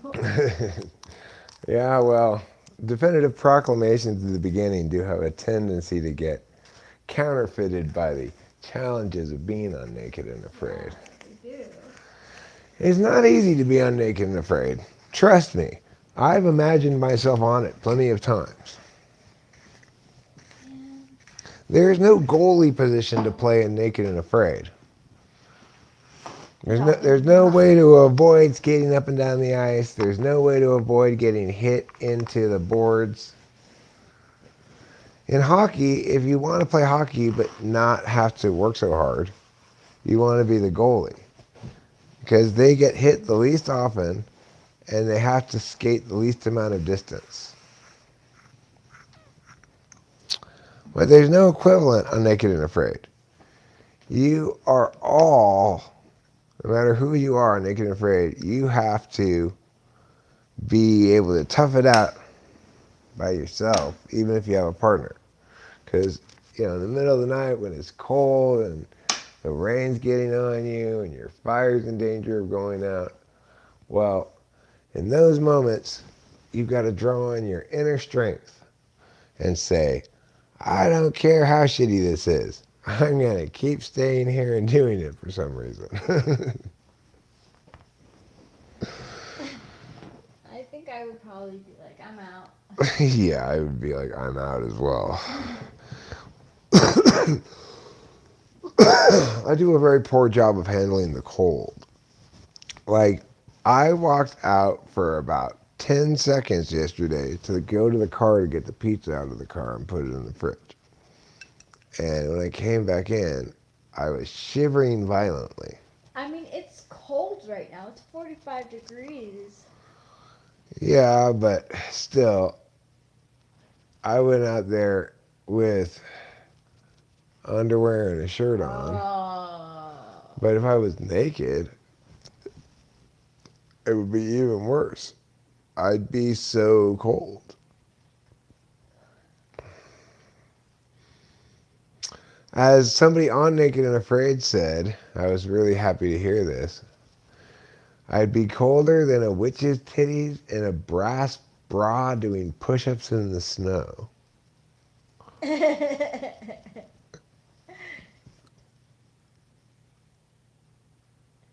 And the alternative one was, it's hotter than a two-peckered billy goat during mating season, was the other thing he said. What is hotter than Than a two-peckered billy goat in mating season. two-record Billy Goat meeting season? Good. But I prefer the first one. It's in addition to a saying my mom always used to say, colder than a witch's tit. But I like the addition of in a brass bra doing push-ups in the snow. That really conveys to you just how nipple-hardeningly cold it is. Yeah.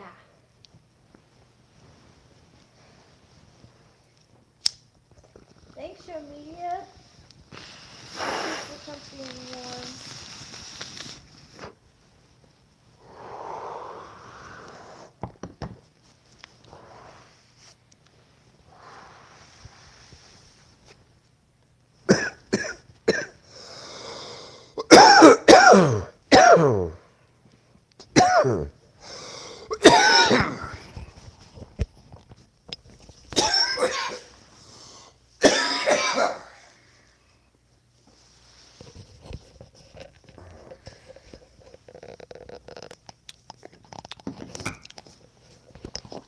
That bong rip went down with all the tenderness of a cactus.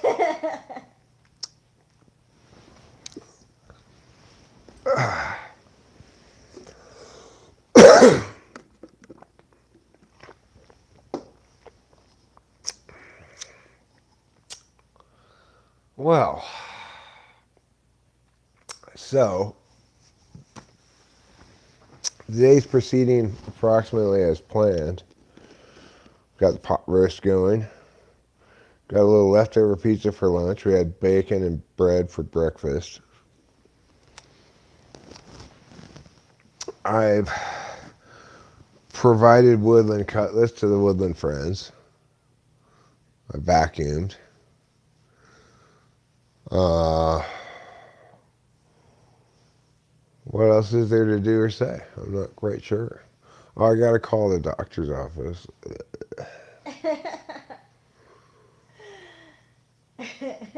That's boring.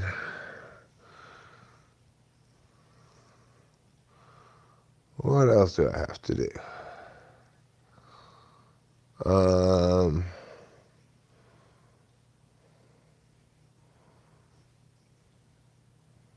I don't know. Maybe I'll order some marijuana seeds on the internet. Mm. I'm pretty sure you can do that legally now.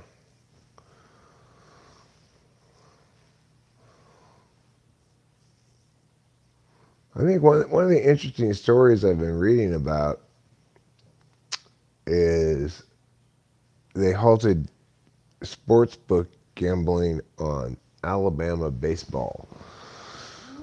There were a couple of large bets made on LSU to win that some independent monitoring agency flagged as suspicious.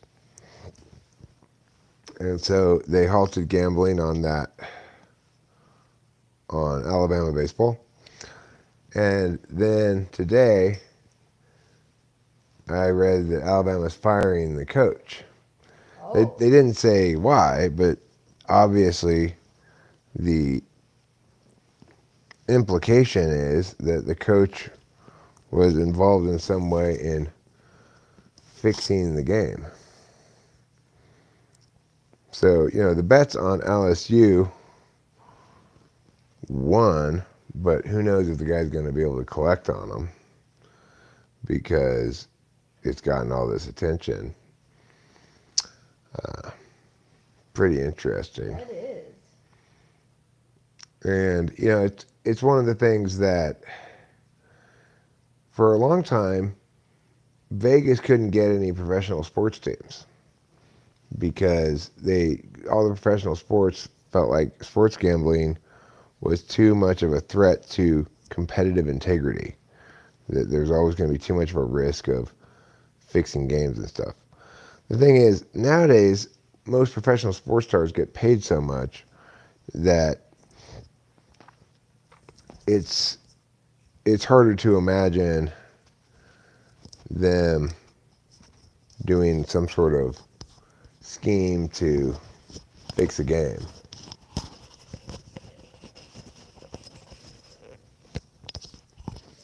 Well, yeah, from what I read, they're in the process of firing him.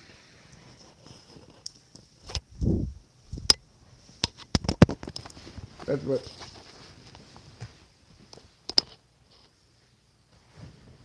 There.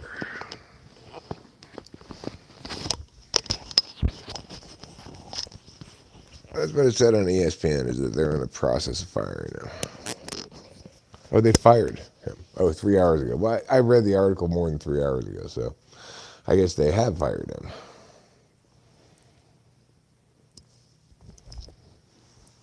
And LSU did win that game. I don't know if they covered the spread or not, but I wasn't born naked and afraid, show me, do you? I was born naked, but I was born extremely brave. That's how I was able to jump over the Grand Canyon on a horse the day after I was born. I'm just picturing infant Yeah. Eric jumping over the Grand Canyon on a horse. I mean, you can see in my Facebook Live events, it says. Also, shortly after I was done jumping over the Grand Canyon on a horse, I went to serve in Nam. I got the Bronze Star. I was the only 2-year-old ever awarded the Bronze Star. Wait, you were 2? 2, yeah. So you jumped over the Grand Canyon, you waited a couple of years, and then you... No, I deployed right away, but I fought over there for most of 2 Oh years my god! before I got the You Bronze grew Star. up in Nam? Yeah, well, I'm a patriot.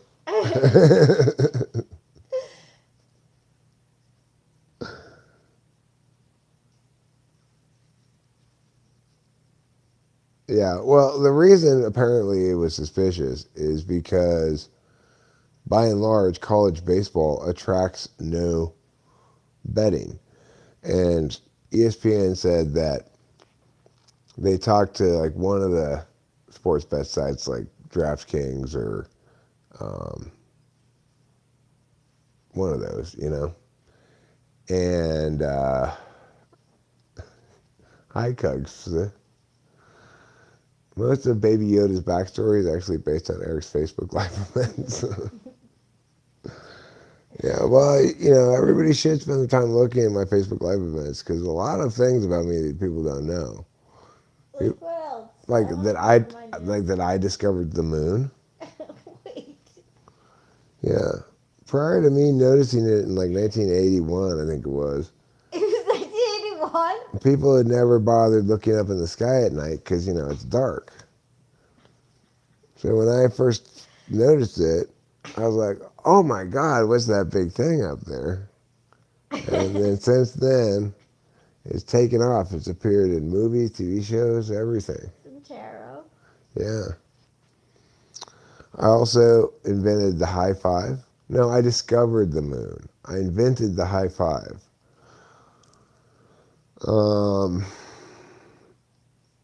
I ended communism. Wow. I launched the civil rights movement. You launched the civil rights movement? But how? How? I told Rosa Parks, fuck that dude. I was sitting right next to her on the bus, and the guy's like, you gotta go to the back, lady. And I told her, hey, fuck that dude.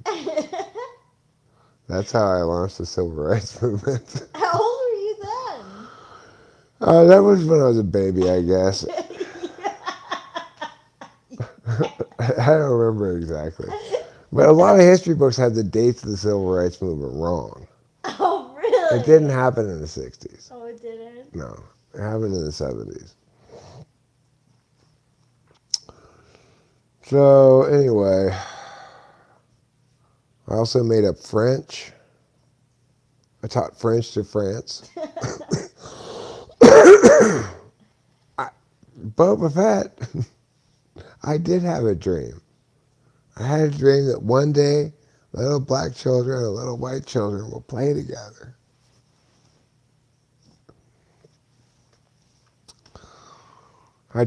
One day I was telling Dr. Martin Luther King that story about that dream that I had. And then later, he incorporated it into his speech. Wow. In fact, he kind of stole my whole dream and made it his speech. So it wasn't really his dream? No, it was my dream. Wow. I was like, I had this dream, and there's like mountaintops and black kids and white kids, and they're playing together, and it was a weird dream. And he was busily writing notes down. I was like, what is he doing? Well, Oh. no, I did not invent the toe ring. I did not.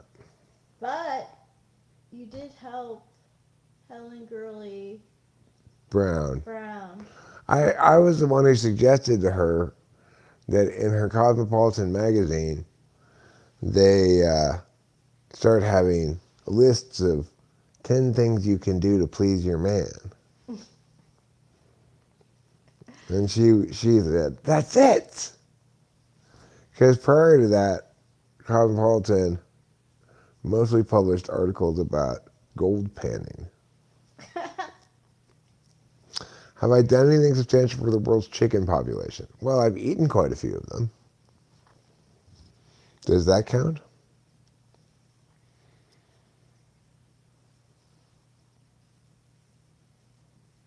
FYI, we're not having a chicken option at the wedding. Yeah. We're having beef and vegetarian. If you don't want beef, you got to eat vegetarian. Yeah.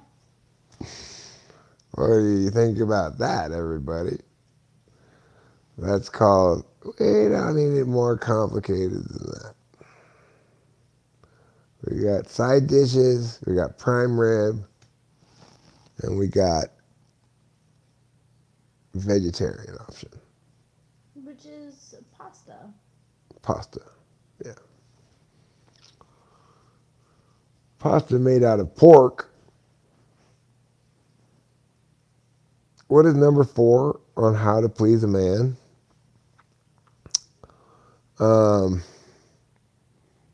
Pat him on the bottom and say, "Go get him, tiger." That's been used since the 50s. Yeah. That's how you please a man. That's how I please men all the time. I go up to them in the street if I see somebody looking sad, and I pat them on the butt and I say, "You go get him, tiger." And men are always pleased by it. When I do that to women, they're not nearly as pleased. Pork noodles, aka snake sausage. Snake sausage. I never heard that.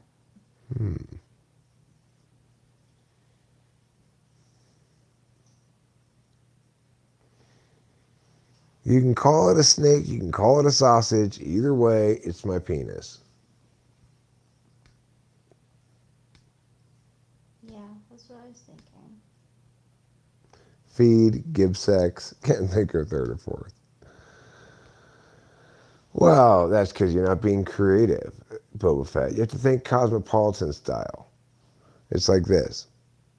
Next time your man comes home from work, greet him in wearing nothing but a apron and a dildo in your hand. That's so subtle. Horrible stuff like that. Oh my goodness, I just want to kiss you all over your cheek. Thank you, darling. You're welcome. Thank you for loving me with your emotion heart. Oh, I do love you with my emotion heart. I- Thank you. I love you with my emotion heart as well. Thank you. You know, they're all part of the broader sex pantheon, Boba Fett. That's the thing. You ever read one of those things? It's always 10 tips to pleasing your man in bed. It's never how to please him out of bed. And it's just like always dumb stuff. Like blindfold him. yeah, blindfold him and surprise him with strawberries dipped in whipped cream. Yeah. See where it leads.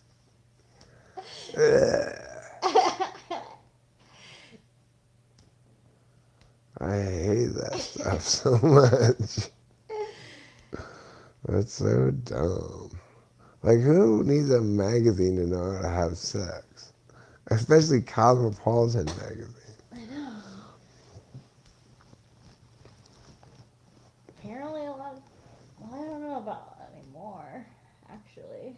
I wonder if Cosmo still publishes this kind of articles.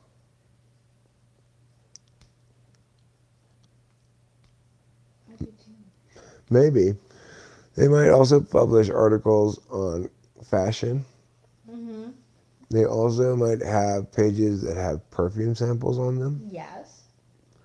And they'll have a lot of advertisements for clothes, handbags, and things like that.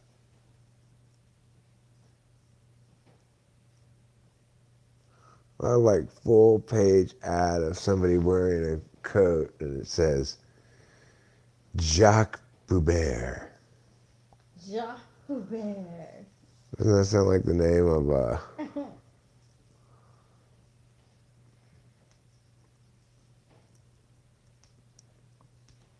fashion designer? Yes. Jacques Boubert. Or Fajot Buffet. Joe Buffett. What is it supposed to mean? Fagot Buffet is spelled Faggotbuffet.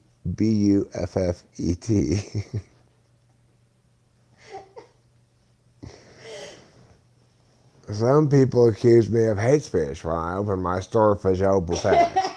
Buffet. You like to crack eggs inside your armpits?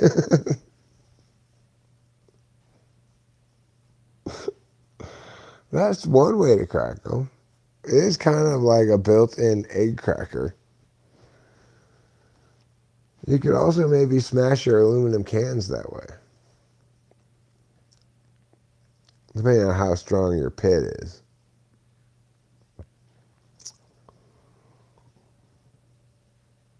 Yeah.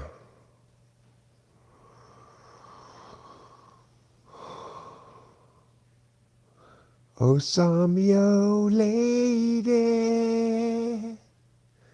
and you're my man. I'm sorry, lady.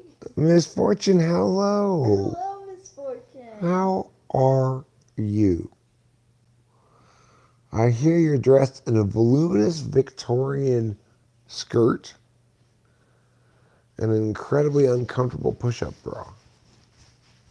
Am I correct?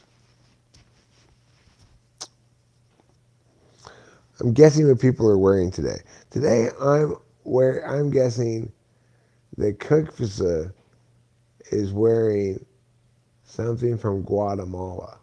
Oh, something from Guatemala? Could it be fruit? No, I think it's a poncho. I mean, he could have maybe a fruit hat on too. But I think he's wearing a Guatemalan poncho today. Oh, Guatemalan poncho. Show media, I think today you're wearing one of those Albanian hats.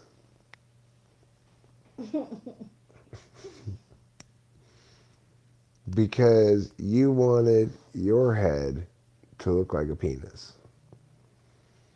Boba Fett, today you're clad in khakis and a polo shirt, like this kind of shirt.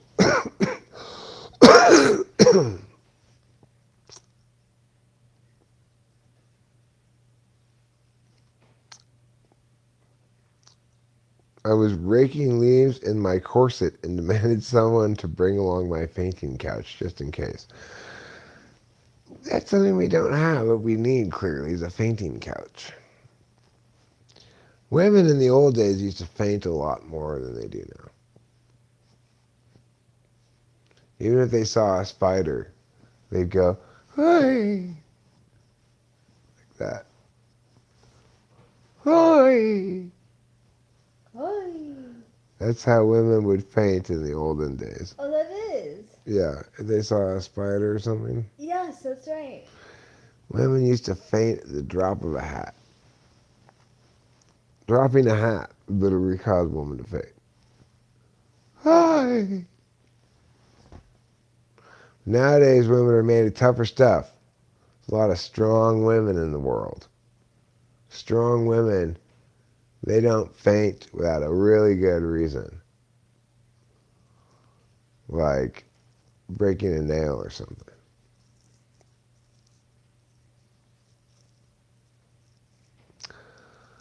Show media is wearing a TWFP thong and coconut bra. It's both a thong and a coconut bra? They were constantly dehydrated. The sight of nature would remind them of their thirst and fall right over. Oh, that's what it was. They were dehydrated. Maybe they were over-corseted. If anything was causing them to faint, it was probably those corsets they were wearing. They were like a barbaric version of Spanx. Made out of stabbing stabs of rusting iron. Forced a woman's stomach to be like this big. I'm trying to turn over a new leaf and take care of my yard better, a silent gift to my neighbors. Perhaps they fainted because crying wasn't allowed. I think crying was allowed, though. It was yawning that was prohibited. You're confusing crying and yawning. Yawning was illegal between the years 1720 and the year 1900.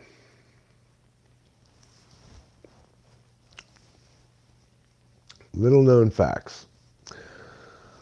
Okay, I guess I can end this stream now. Maybe I'll stream later. You know, we really, I anyway, really enjoyed the hockey games last night. Yeah, they were fun. Yeah. So I'll probably watch hockey again tonight. But we're going to take a little break from the squished burrito effect. It's a good point, Jeremiah Fix. We recommend the Best Western, right? Yeah. Definitely we recommend it over the regular Western. Okay. Okay, so that's going to do it. Thanks all for being here. We love you all. Maybe we'll stream later. Yeah. Don't forget to eat plenty of cheese.